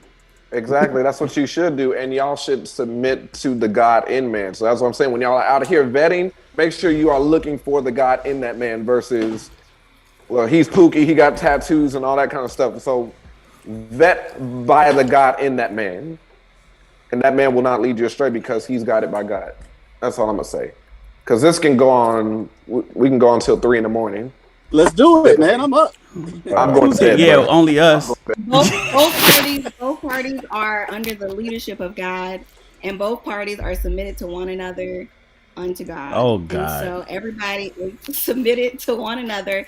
Everybody has to understand each other. Everybody has to work together. It's just two No destiny. human beings That's not that how it works. decided to be in a relationship together. They have a mutual understanding of the vision for their marriage, the vision for their family. They talk through what they need to talk through, and they come to a conclusion. It's Partners. just normal. It's just partnership. Yeah. No I head don't of the know why. I household. don't Just think it's that hard. Get that I don't really think original it's that context. hard. Get that original context and the original Hebrew before you look at knock Shahid. that. Shahid is blowing. Shahid is like, what the? I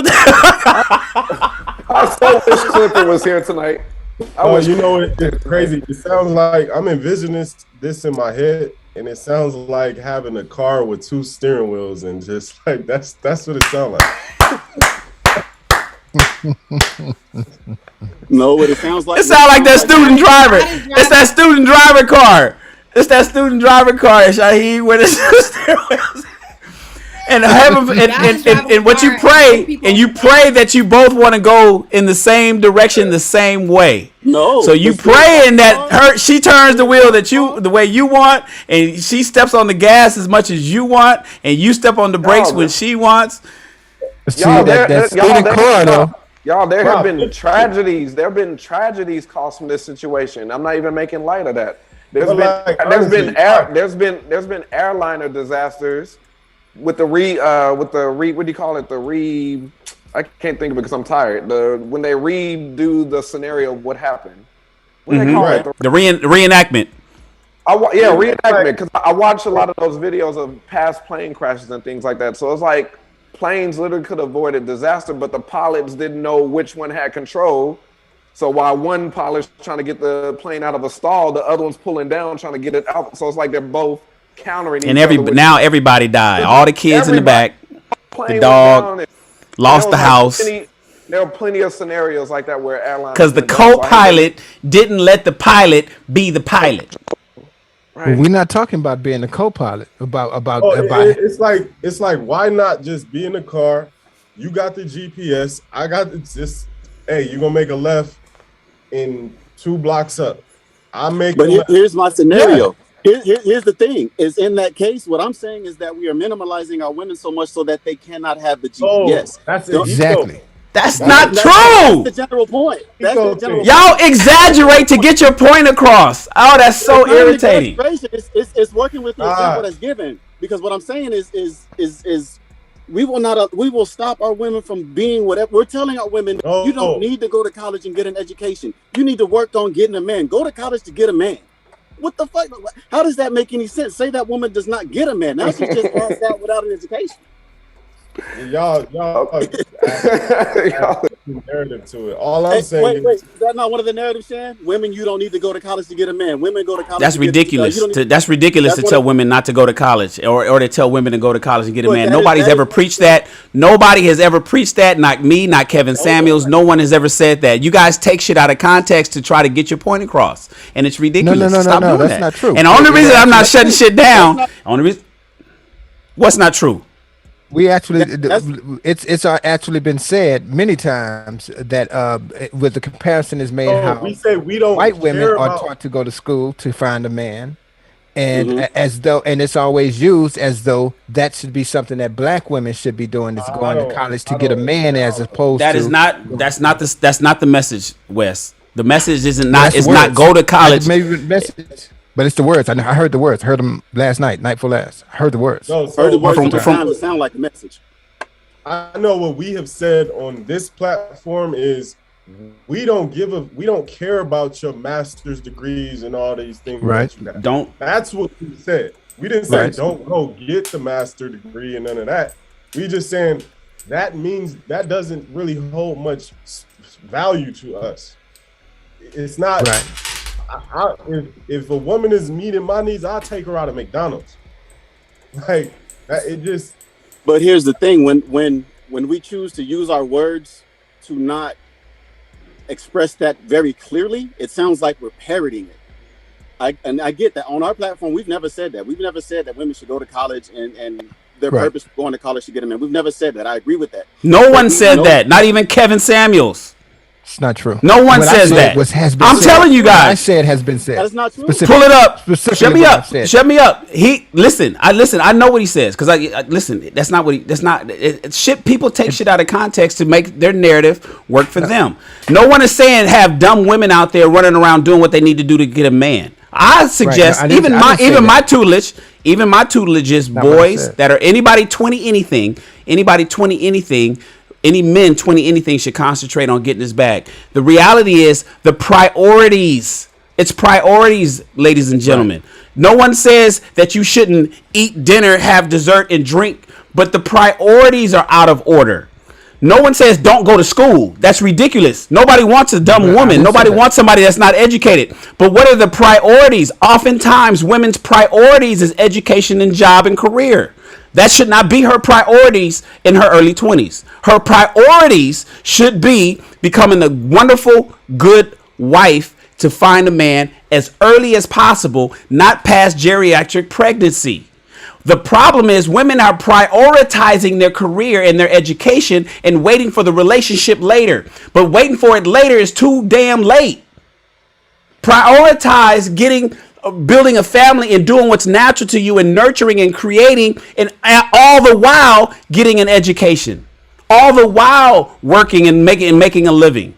But when you put the relationship last, ladies, you're not going to get the outcomes. You're going to wake up and you're 35 years old and you're going to look for a man and ain't one going to be there. They're going to be looking past you to the young chicks. That's what he's always said. That's what I've always said. Nobody said go to school to get a man. That's ridiculous. No one said don't go to school. He's never said that. But I don't even want to talk about this because we're going to end up talking all night. Y'all know that. They know that. Everybody knows that. But people exaggerate to get their point across. Come on, you guys. No, not at all. It's go ahead. No, I'm going to say something about that car, too. Go ahead, Shahid. It's just been a lot of exaggerating. Like, that's listen. Because I love these niggas. These niggas love it. They lucky that I'm on my damn goddamn channel because I'll be shutting them down. Go ahead. Let me tell you about Shahid, that car you're talking about, that student driver car. That you and Shan talking about. That student driver car, yeah, when it's a shared response. There's the possibility of not even shared responsibility at the same time, but yeah, the student gets to drive. But the moment that the teacher wants to take over, I guarantee you his wheel is going to override the other wheel. There's not going to be going into he don't have one wheel and then she got the steering wheel to the other wheel and it's just one wheel that they each have. No, they both have access to both wheels that turn the car. But when he decides to go in a different direction, that's where they're going. Doesn't matter. How dare you? Pull on that stairway. Huh? How dare you go in a different direction than Destiny wants to go? Destiny wants to go left. Not necessarily. Not if I understand where we're going. Oh, we're going left? Okay, cool. And that you trust that man, right, Destiny? I trust you. Yeah, I trust you to lead me on. But we talked about it. Destiny, could you center yourself on camera, please? Oh yeah, we can't see you. So, and I think that's a great illustration of what some of what me and Robert have shared is just the fact that we can both share in this life. Like and here's what I'm not talking about responsibilities. I'm talking about she can do whatever the hell she wants to do. And part of that, and that might mean sacrifice on both of our parts when it comes to time, when it comes to the things I expect, because I'm understanding and loving of the woman that she's not available because she's doing something to be happy. Let me tell you, if God, y'all got deep into the Bible, a little bit beyond my pay grade, but what I can say is that if God wanted her to just simply be a robot helpmeet with no mind and dreams and aspirations, he would have never given her the same brain, the same heart that a man has. She would literally be a robot. And so that's what I do. So and God don't make no mistakes. So apparently he knew she was going to dream. So if you know God doesn't make any mistakes, how could you say that he made a woman a robot? I didn't say he made her a robot. No, he's saying that he was using exaggerations to say that she's not a robot. But if that's the case, then where's her muscles at? Where's her muscles at, Wes? Wes, why can't she bench press as much as you? I know exactly. I never said. See, now y'all exaggerate. No one ever said that she has to do that. We're made the same, and that she can do what I can do. But but that's what you said when you mentioned in the brain. You brought that up, Wes. You just simply saying if she's not. Wait. Listen. The brain is not the muscle. She don't have this. She does have this though. And when it comes to this, she might be even better than me in some areas when it comes to maybe her emotional intelligence and her intuition that guides her brain, just like we are guided by different things that still affect and come from our brain. My point is simply this. This is not about the woman being equivalent. This is not about the woman being the head or sharing the headship of a household. This is just about understanding and respecting and giving grace that the woman has fucking dreams, that she thinks, that she feels the same way we do. And so so when it comes to, for instance, this ain't even when I speak about career, we're not talking about finances, because she might want to go out there, she might get off on being doing fries at McDonald's. My point is that there might be things that she just wants to do for whatever her reasons are, and whatever those reasons are, that should be okay. And we as men, if we really men, we should be able to compromise and to sacrifice. Are we too weak that we don't know how to sacrifice? That we can't give a little? What do you think we have been doing since the liberation of what are you talking about? Of course we have made that space. We continue to make even more space for that. In fact, equality across the board. Women have been fighting for equality. Women have fought for this. Oftentimes, I'm talking about relationships. Let's stay in the relationship. We get it. We understand what's going on. Stick to the relationships. That's the modern man. That's the modern man, Westo, as well. The modern man is given that grace. The modern guy is that's where the 50-50 part comes in, Wes. That's where the 50-50. That's why guys are asking women. That's why men are asking women, what do you bring to the table? But see, that's the stretch. That's the part that I'm not speaking on. Which is a ridiculous question. The 50-50 expectation is not about 50-50. Now, granted, there's some men that want that, yeah. But there's some people that want a fucking $1 billion to be handed to them, and that's not gonna happen.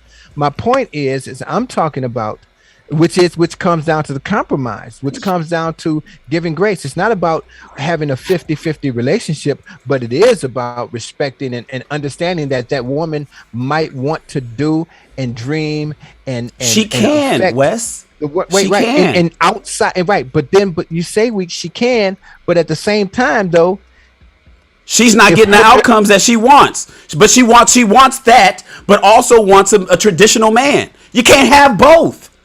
That's all we're saying. Nobody's telling the women.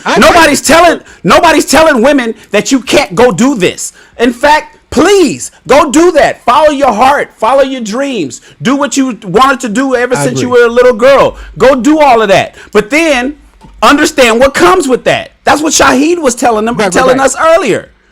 But you're making it seem like men aren't given the space for that. That's all we've been doing. Ladies, listen to me and listen to me well. Go do what your heart desires in the work world. Go work your little, go build a house, go work, go create, do whatever you want to do that what makes your heart feel great. Go do that. Men have no problem with that. But then if you want the outcomes that you're complaining about today, that's what we're answering. What men like me are answering is the complaints. The complaints are not congruent with what they're asking, what they claim that their hearts are wanting. I'm saying when we look at it, that ain't really what your heart wants to do it, is it? You don't really want to go out there and swing a fucking pickaxe and swing a hammer and have new spots on your body because fucking hot shrapnel is coming up from using an angle grinder building. You don't want to do that, do you? Exaggeration that you talked about. The exaggeration that you talked about on our part, though, that's the exaggeration right there. We're not talking about. I'm not talking about women going out and doing the same jobs and swinging an axe. I'm not talking about that. That's what they've been asking for, Wes. No, that's exactly what they've been asking for. Firefighters. Do you realize that when I was in the army, the women couldn't be in the infantry? What are you talking about? Shit. That's exactly what they've been asking for. That's not the majority. Let's use your words, Shan. It's common sense that that's not what they've been asking for, bro. That's just you taking that and using it as an example. They're not asking to go out and swing an axe. You Right. know Are you that. fucking? You know they're not. You know, I mean, there might be that's a not handful that it's want to not be a some, but firefighter, that's the they small not dying minority. hard trying to go be a firefighter. Here's the thing. Is while we are sitting here arguing and all this, what it is we are allowing, with the conversations that we are having, we're allowing for the extremes to be the examples, because we're having the conversations. We're not trying to, we're misunderstanding what the modern woman is asking for. They're not asking to be the head of the household. We're misunderstanding it because they're asking us to consider them.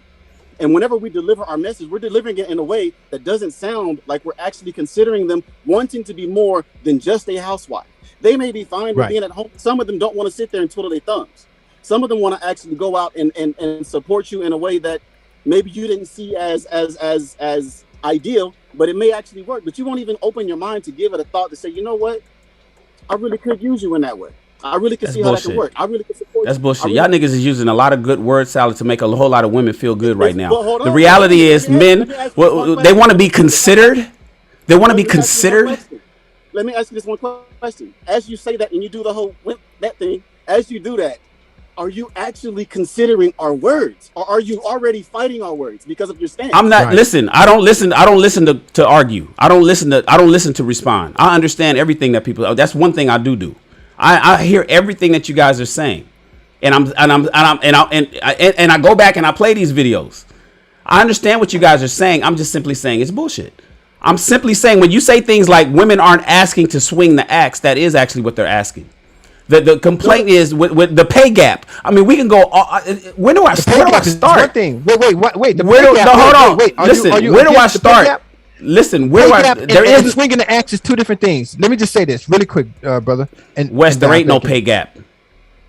Wait. There is no pay gap, Wes. Yeah, there is. Ain't no pay gap. Dealing with corporate women, there's pay gap. Okay, that's crazy. The pay gap is women doing the same job as a man and how much and whatever that gap is. There is a pay gap. Now, if you're talking about women maybe potentially on the verge of making more than men, that's not a pay gap. That's because that's not about doing the same thing. That's just women being more educated. Same job. I'm not talking. I'm talking about the same job. Same job. Men and women, same job. You get what you negotiate. So there's plenty of yeah, but if you use that logic though, women if you're talking about you get what you negotiate, that's not that women aren't trying to negotiate for the best. That's exactly what's happening. Women settle faster than men. No, women, they're not being respected in these workplaces enough to be get for their weight, to be given the same value, so that when they negotiate the way a man negotiates, they get the same thing. That's not true, Shan. And in a lot of jobs, people aren't negotiating their salaries. The salaries just is what they are. They are what they are, and they're being offered at a smaller they're being offered smaller salaries for the exact same job for a man at the exact same company. If they give it to a man, he's making more. If they give that exact same space to a woman, she's making less. They're absolutely that's not true, Wes. That's not true. And you don't and listen. No, you won't find. And here's the thing. And this is what Jordan Peterson talks about. You won't find an example of it. Here's why you won't find an example of it, because they either give it to a woman or give it to a man at the same job, same place. So it's all anecdotal. You're making it up. But no, I'm not. It's a feeling. Because here's the other thing. Because here's the other thing, and it's statistics. You look it up. But the other thing is, women have the same job title in either the same. Because some companies have positions where they have multiple people doing the same job, law firms and other places or whatever the case is. And in some of these places where they do have multiple positions, executive positions for men and women doing the same job, then in those situations, there absolutely are pay gaps between men and women. That's the fact. That's fact. That's data. I'm gonna look it up. Yeah, you better look it up. Well, you look it up especially when I'm not tired. You'll look it up and then you'll say, "Okay, Shan, you was right. My bad." That's what I expect to hear from you. Because there is no because what you're talking about, you won't find an example. There is none. You're talking about the same business, the same title, and a woman getting paid less. That's because she accepted less. These women that are offered less, everybody's offered bullshit. So if the guy is like, nah, fuck that, I don't want. I'm not taking $75,000. No, it's not. It's the reality. No, it's not. How you gonna tell me? I'm in corporate world. What are you talking about? It is reality. You're right, but it's disingenuous. That's saying that would be to say that women aren't just like they just settle for the less money and they just didn't want to take the more. By nature, they do. That's the point. Listen. This is a social study. Wes, look it up. When you look it up, you'll realize I'm too tired to look it up. I read about the shit. I understand the shit. We had to deal with it in the army, because there is no pay gap. This situation in the military. Not in the army. I know in the private sector. Listen. I know in the private sector. My point is this: when you look it up, you'll realize that women are faster to accept positions at the same position at a lower pay scale than men are. Men are basically stand on a square when at HR department when negotiating a position more than women do. That is absolutely fucking true. That's true. Maybe more so. Maybe more so because that's how we. That's part of how we wired. My job as the owner, if I'm negotiating a contract, I'm going to do what's best for me on my side. Right. So I'm going to try to lowball everybody.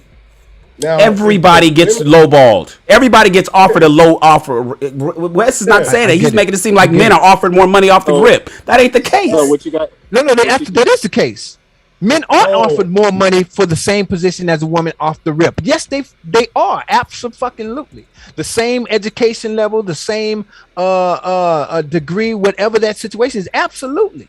Where? Absolutely. What job? What sector? What sector, Wes? What sector? Every sector, every industry. It's in film. I'm in film. It was in the music industry. I'm in film. I'm in the fucking, what are you talking about? I'm in the Producers Guild. Where? Are you talking about Kathleen Kennedy? You think Kathleen Kennedy gets paid less in producer fees than fucking, I don't know, Steven Spielberg? So here's for doing Spider-Man? Are you kidding me, Wes? What are you talking about? You know exactly how it works over at Universal Studios. I used to work over at Sony Picture Studios. You think that them women get paid less off the rip than men in their offer? So let's be clear. When you start talking about industries that have unions, it works. It happens differently. Or it isn't. So then now you say, oh well, there's unions. Well, okay. The film industry has unions. We have IATSE. IATSE covers all. IATSE is the governing union for most all film jobs. All right. What are you talking about? Yeah, right. But here's my point. My point is in the film industry there is a disparity in pay and roles, but it's more so about in roles and what's given and who's represented. It just is a fact. Just like by your logic, you could argue the same thing that ain't no black people. Black people not being paid. There's no pay gap between black and white people. Black people just settling for jobs more just for the number that they get instead of standing on a square and being homeless. And yeah, you're right. Because at some point we gotta get it because it's not offered to us and it's not equitable. So by the same logic, ain't no pay gap between minorities. We just black people. We just lazy and we don't stand on our square and we don't demand what we should be getting. And that's what it is. So that's what it is. The answer to that, Wes, is listen, and we can move forward because we got our new brother David up on the stage. The answer to that is from white to black, the pay gap that you speak of is the same situation of the pay gap between men and women. Now here's the thing. I will concede to the fact that women aren't even offered the jobs to begin with. There is a good old boy system in place. There is fucking nepotism. And cronyism. For sure. So we got nepotism and cronyism in place across the board. The good old boy system is there. Huh? Why do you believe that it stops? Why do you believe the nepotism stops there, not just with the job offering, but what they're actually offering for the position? Why do you think that it stops right? Well, hold on, David. Hold on, David. So why do I think that? Well, I don't want. Listen, first of all, I'm tired. I don't want to get into that, and we're going longer than we're supposed to. It's 10 o'clock. This is the longest This is our 15th episode, and it's the longest of all. And we only have but two goddamn topics. 10 o'clock. And we ain't have but two fucking topics. It's 12 midnight over here. Chris is asleep. I don't even see Chris. This is different. This is a different night tonight, and we still got goddamn. Looks like 65 people watching. More people than often. The point is this, man, and we didn't went from Jesus to pay gaps to who's the boss, to fucking how many steering wheels are in one car, to who crashed the airplane, right? So we all over the place, guys. Listen, the reality is this, and what we were talking about, and we gonna circle back because I want to hear what David has to say. Thank you, David, for pulling up. I And wanted we to will get simply our say, resident preacher on this too, Clifford. yeah, because but listen, this all started when I started talking about April Mason, and I'm gonna bring you guys up right here. We were talking about April Mason, and she quit the femininity coaching for women out of Atlanta. She's arguably an expert in the field. She's been doing it for over 10 years. And even before that, in 2013, she stopped her matchmaking service. She knows a lot of celebrities. And what I was going to say is, ladies, why is it that even ladies can't get through? You know, when you think about it, you got situations like, what's my girl's name? Rebecca Lynn Pope. You got Rebecca Lynn Pope who quit, who was doing the same thing, a femininity coach, and she gave up the game, and she gave up the game for the same damn reason. You got Ayanna Van Zant, who just quit her TV show, Fix My Life, that was on the OWN network from under Oprah. That show ran for 10 years. She quit the whole project because she said that women are out of order. That whole women out of order thing came from Ayanna Van Zant. Yeah, Fix My Life is over with. She canceled it, and it wasn't canceled because it needed to be. She canceled it because she was like, shit, these women is she's gonna get back to writing books again and becoming an author as opposed to a TV personality, and she's gonna talk about what's going on in the women areas. And now we got April Mason. Ladies, listen. If you're not gonna listen to us men, and we're not here to teach you, we're not here to tell women what to do. Who are we to tell women what to do? We can't. That's not our place. My task is to teach men how to be men. Women police women. Men police men. But when we're watching women say, God damn, I'm dealing with women that is hard to deal with, and this has happened. This is the third time around, and it ain't like you got too many people out there trying to do what Rebecca Lynn Pope, Ayanna Van Zant, and April Mason was doing. We're just simply asking you to give it an opportunity to listen, and we're speaking particularly to the older women, not the younger ones. The young ones, there's hope. You know, their frontal lobe isn't fully developed yet, and so they have an opportunity to try to get on program to make things better for the young relationships. But the people that's complaining are the older women, and the older women are the ones that seem to be the hardest to get through. They're combat. If you tell them something, they deflect. If you tell them if you tell them what they can potentially work on, they let you know, who the hell are you telling me anything? You snap it, ladies. Just you get to the point where you got your own people, your own ladies quitting the jobs, it becomes problematic. And so we just wanted to talk on those two main topics. I wanted to close that out. Thank you so much for David pulling up to the chat. I'm gonna put you on this double screen because we still got Destiny up here with us, bro. David, what you got on the topic? And you can go back and talk about anything we talked about before. We'll jump right back.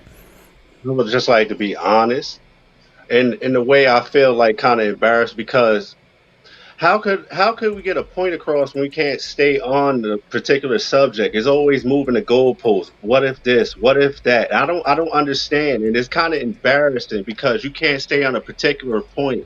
Wage gap and this, that, and the third. We asking the women to act according and orderly, just respect them. That is it. We're not telling them to stop, but it's a certain order that God put in order, and you're arguing that, and I'm not understanding that. If God is above us, what are you arguing? At what point? No, I'm talking to the two men that was going back and forth and giving multiple excuses of why you can't fall in line. Our job is to provide and protect. We come home to get our head rubbed. What is the problem with doing that? You can also rub our head after you get off work. That's not too much to ask. If you can't do that, you should find somebody else to be with. But it all starts with the man having the backbone to stand on our standards and let it be that, not waver because they decide to throw a temper tantrum or anything. We know the better outcome overall. That's why we are put as leaders. Not all of us are, but the ones that are trying, we are leaders, and we're not trying to go for the wishy-washy. We already know what the goal is and how to get there. So that's why we have a whole bunch of mixed names or individuals, or we got to sit there and weigh both ways according to how somebody feels, which is fickle. That's pretty much it. I think Robert. we should Oh, go ahead. have Go ahead. the. Oh, I think that we should want to come, rub your head when you come home. But I think sometimes when the conversation is said, it's like, this is what you're supposed to do. This is what you will do. And this is what, like, it just sounds too like, Okay. Why does it matter what it sounds like? Why does it matter what it sounds like if that's what you do you believe that's what you should do? I want to do it out of my own heart and out of my own love, and not out of somebody telling me what I have to do. So if you're not doing the choice to not provide because we feel like you're not doing your job correct. It goes both ways. You said he's basically saying, according to how you feel. So on the other hand, if we feel that you're not holding up your end of the bargain, we'll cut you off. It's a two-way street. It's not one-sided. We understand women want this, that, and the third. But at the same time, I am not coming home to argue with you about whose role is whose.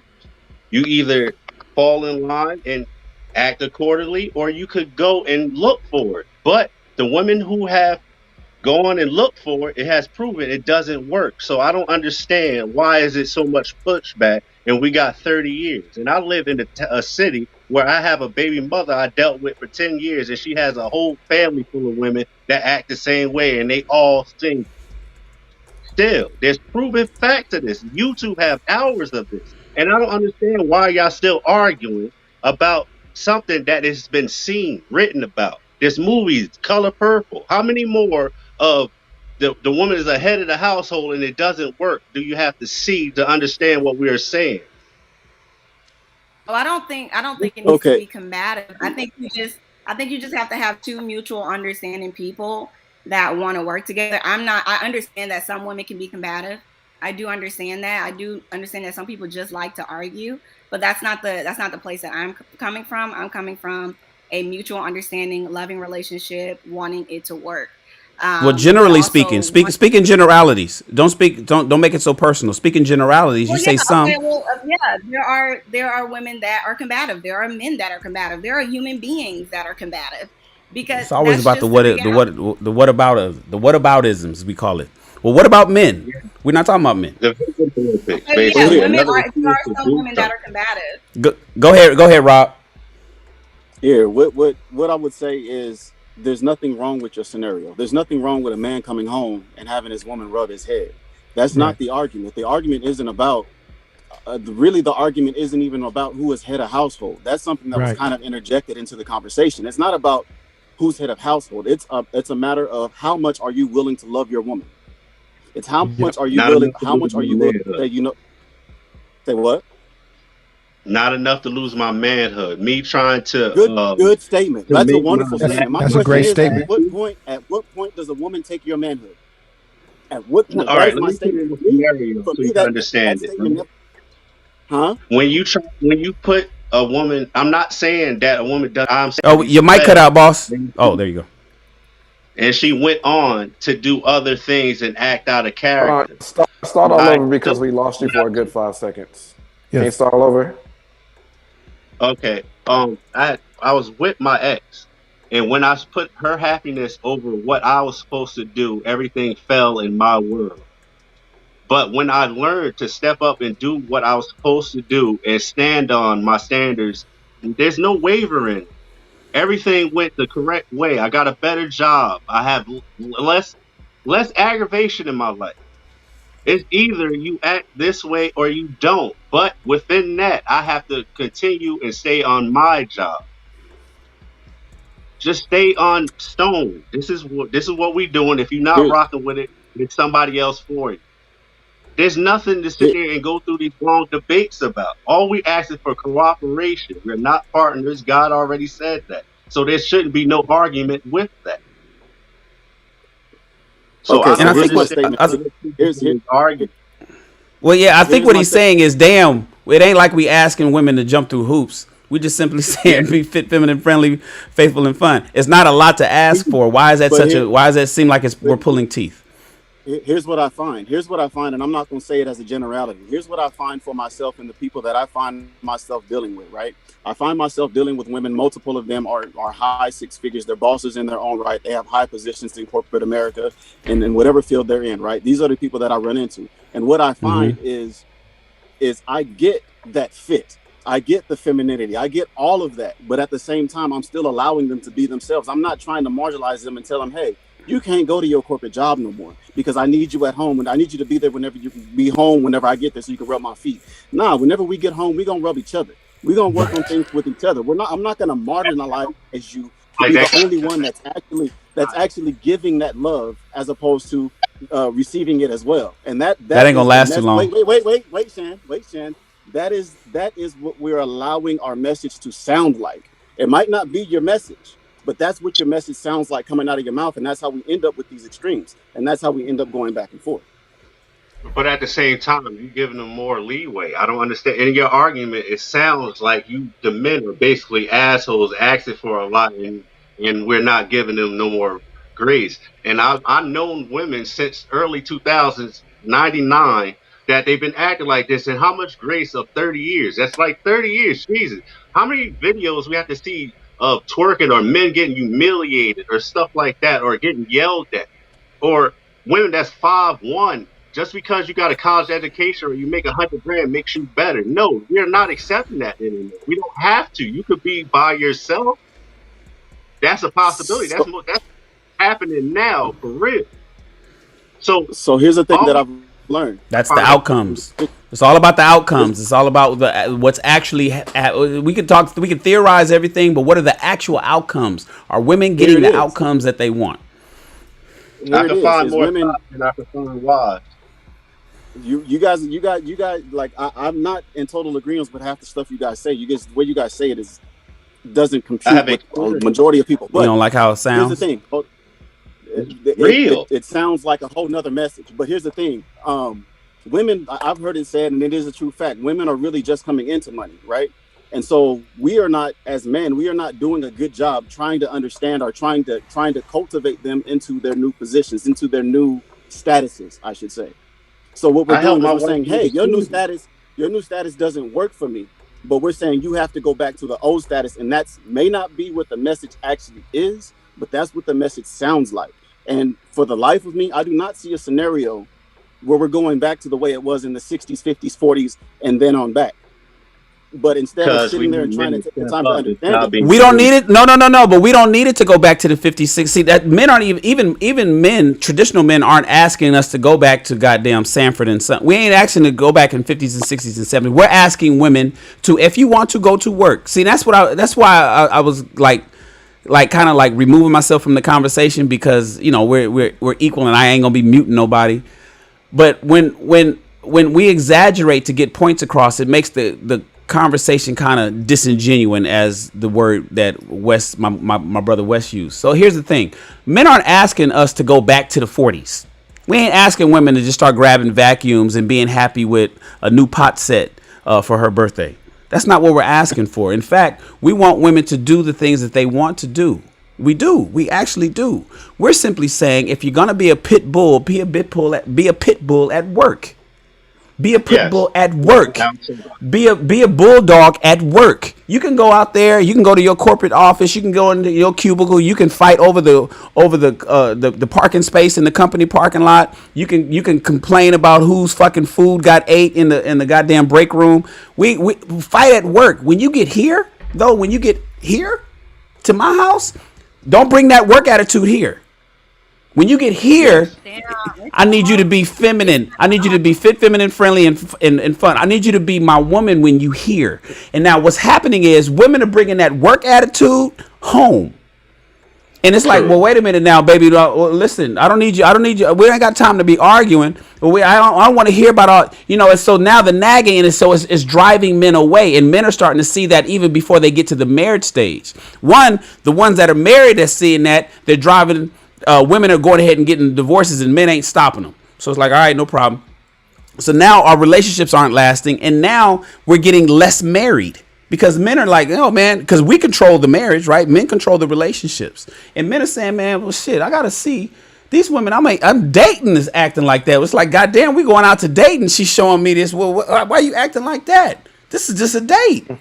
Oh, so then we're looking at what job she does, and we're finding out when it's these lawyers and these nurses and all these certain particular jobs that's causing women to be a little bit more mannish than we prefer.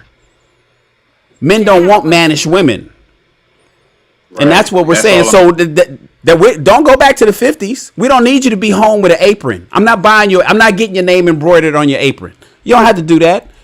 But I'm also asking you to be my woman when you with me. Listen, and that's not happening. Yeah, I have a question. I have a question. One question. Yes, love. Go ahead. Is it not you guys' house together? It's your house. It's not our house. It's our house, my program. That's Shan house. Yeah, if I'm bumping the night, I'm the one that have to go outside. Yeah, it's our house, my program. My wife is a registered nurse, and I help her go to school, and I supported her, and I was a dusty, as somebody else says, and I worked my way up to match her. But still, I consider myself the man of the house, and I have to keep myself up to that level. That doesn't mean we slack off. There's work to be done on both sides. But what I'm saying, we have to set a clear course. We shouldn't have all these snowflake conversations. We got one point. Not all these other sidebars going on. All we ask is to be treated nice. If we doing what you asked for us to do, we ask for her to come home to have peace. How are you doing? How was your day? At least that. I know women that don't even ask how was your day. They'll call you, ask for money, or just send you a cash app. Don't even say nothing to you. And this is multiple around my city, and I live in New Jersey. Yeah. That's why you see it you see it all in the profiles. You see it all in the description of the profile. $, cash at me. You think they're not asking for that in person? But go ahead, Wes. I don't disagree. But that should be. You are deserving of love. You are deserving of kindness. You are deserving of mutual respect. I'm sorry that hasn't been your experience, but that's not good. Yeah. Go ahead, Wes. That's what I'm trying to say. If we could get men. Wait, hold on, Dave. Hold on, Dave. Dave. No, go ahead. Huh? No, go ahead. I was yielding to Wes, but go ahead and I stepped on you, Dave. Say it again. No, that's all we asking for. It was just like hopefully we could get men on the same page and have concise conversation till we could get to the straight point. We're not trying to deviate from their rights or anything. We just want to be treated good. But also, I have seen that's men that are too timid to talk. They get on there and they don't know what they want or how they want to go about things. So how do you expect a woman to follow that too? There's both sides. I understand the duality. If men are timid, I'm looking at these men. They can't even understand how to express their emotion. And I have 2 sons, so I have to be the example of how to speak and how to stand your ground. This is what I want to go in my relationship, and that's it. There's no wavering from that. If you feel restricted, you need to go somewhere else. But since we have that option open, it hasn't been working right. But there's still a lot of pushback, and I'm not understanding why. That's pretty much it. Go ahead, Wes. You No. Go ahead, brother. I mean, just listening to a little bit of your story, it kind of sounds like examples that I use. Like you come into a relationship and the woman's actually making more money than you are. Why is it that you are not still the head of that household? You know what I mean? There's no reason for you to feel like you're a beta. There's no reason to feel like the woman is controlling the trajectory of your relationship. But you ended up working your way up to where you don't even have to compete with money, what it sounds like, right? So that's like you're literally an example of the argument that I argue. Yeah, but at the same time, I met her when she was 22 years old. This is before she got outside and all that other stuff. She was never into that stuff. So when I met her is after I got out that horrible relationship and I started to come into the understanding of being a man and stuff like that. And we grew together, and according to her words, she said she loved me too much to disrespect. Mm-hmm. And so after me being in a bad relationship, that's a clear sign. That's something totally different. And I've been here with her for over a decade, but I see what the new younger kids are going through. They need somebody to show them. Speak your mind. Men and women are at different levels. They bring different things to the table, but nobody's better than the other. But God set clear rules to it. If nobody wants to follow it, the results are shown. The world is going into just a whole bunch of chaos because everybody, the individuals, want to do what they want to do, but everybody's still complaining, and that's backward. Out of order. Listen, thank you, Shan, for explaining, because I understand you a little bit better now. It just sounds like you just want some love and attention, you know? And she out there working so hard, and she just forgetting about Shan. She ain't rubbing Shan head. Both heads, baby, both heads. We need both. There you go. And I do think there is a balance. I do think that neither party should work so hard that they neglect their partner, that they neglect loving their partner, giving attention to their partner. There should be a level of attention given to the relationship, and our jobs on either end should not be the top priority. If we're in a relationship, we should prioritize each other, love each other, and be there for each other. Love your wife like you love the church. Yes, it was. Destiny, thank you for braving and coming up here. Really appreciate it. No problem. Y'all have a good night. Appreciate you, David. Appreciate you, Destiny. Thank you so much for coming up. Yeah, we appreciate you, brother. Thank you, Destiny. Man, fellas, what the hell? One last thing we didn't talk about. What else we got to talk about, Wes? We got to talk about them whole lights you got over there, man. Get at each other a little bit. We closing. It's a hard close right now. Leave my whole lights alone. I ain't no hoes. Hoes got to eat too. I will say this really quick because Chris isn't here. He went to sleep. But thank y'all for giving me y'all's perspective. There was no wrong answer to that scenario I presented as far as like you building yourself for the woman, for what the woman wants, or you just being on your purpose and attracting what you want.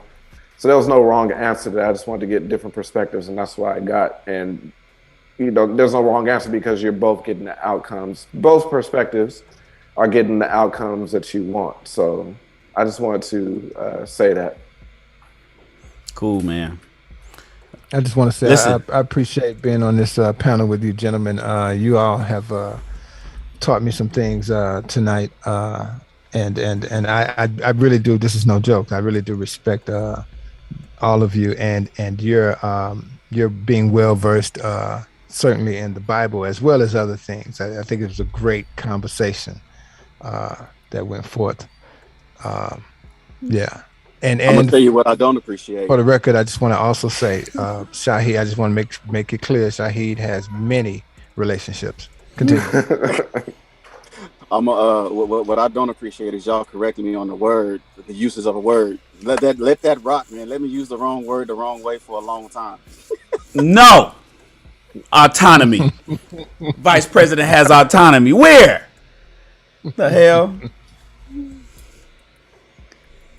Go ahead, Shahid. Say your goodbyes, bro. Yeah, man. It was a good night. Sheesh. Where we go? 4 hours? Golly. But night, man. 4 hours exactly. But no, it was worth it. It's always a pleasure to be share dialogue with you gentlemen. Just gonna pray for Wes and my boy Rob. Make sure that car stay on the straight. That car stay on that road.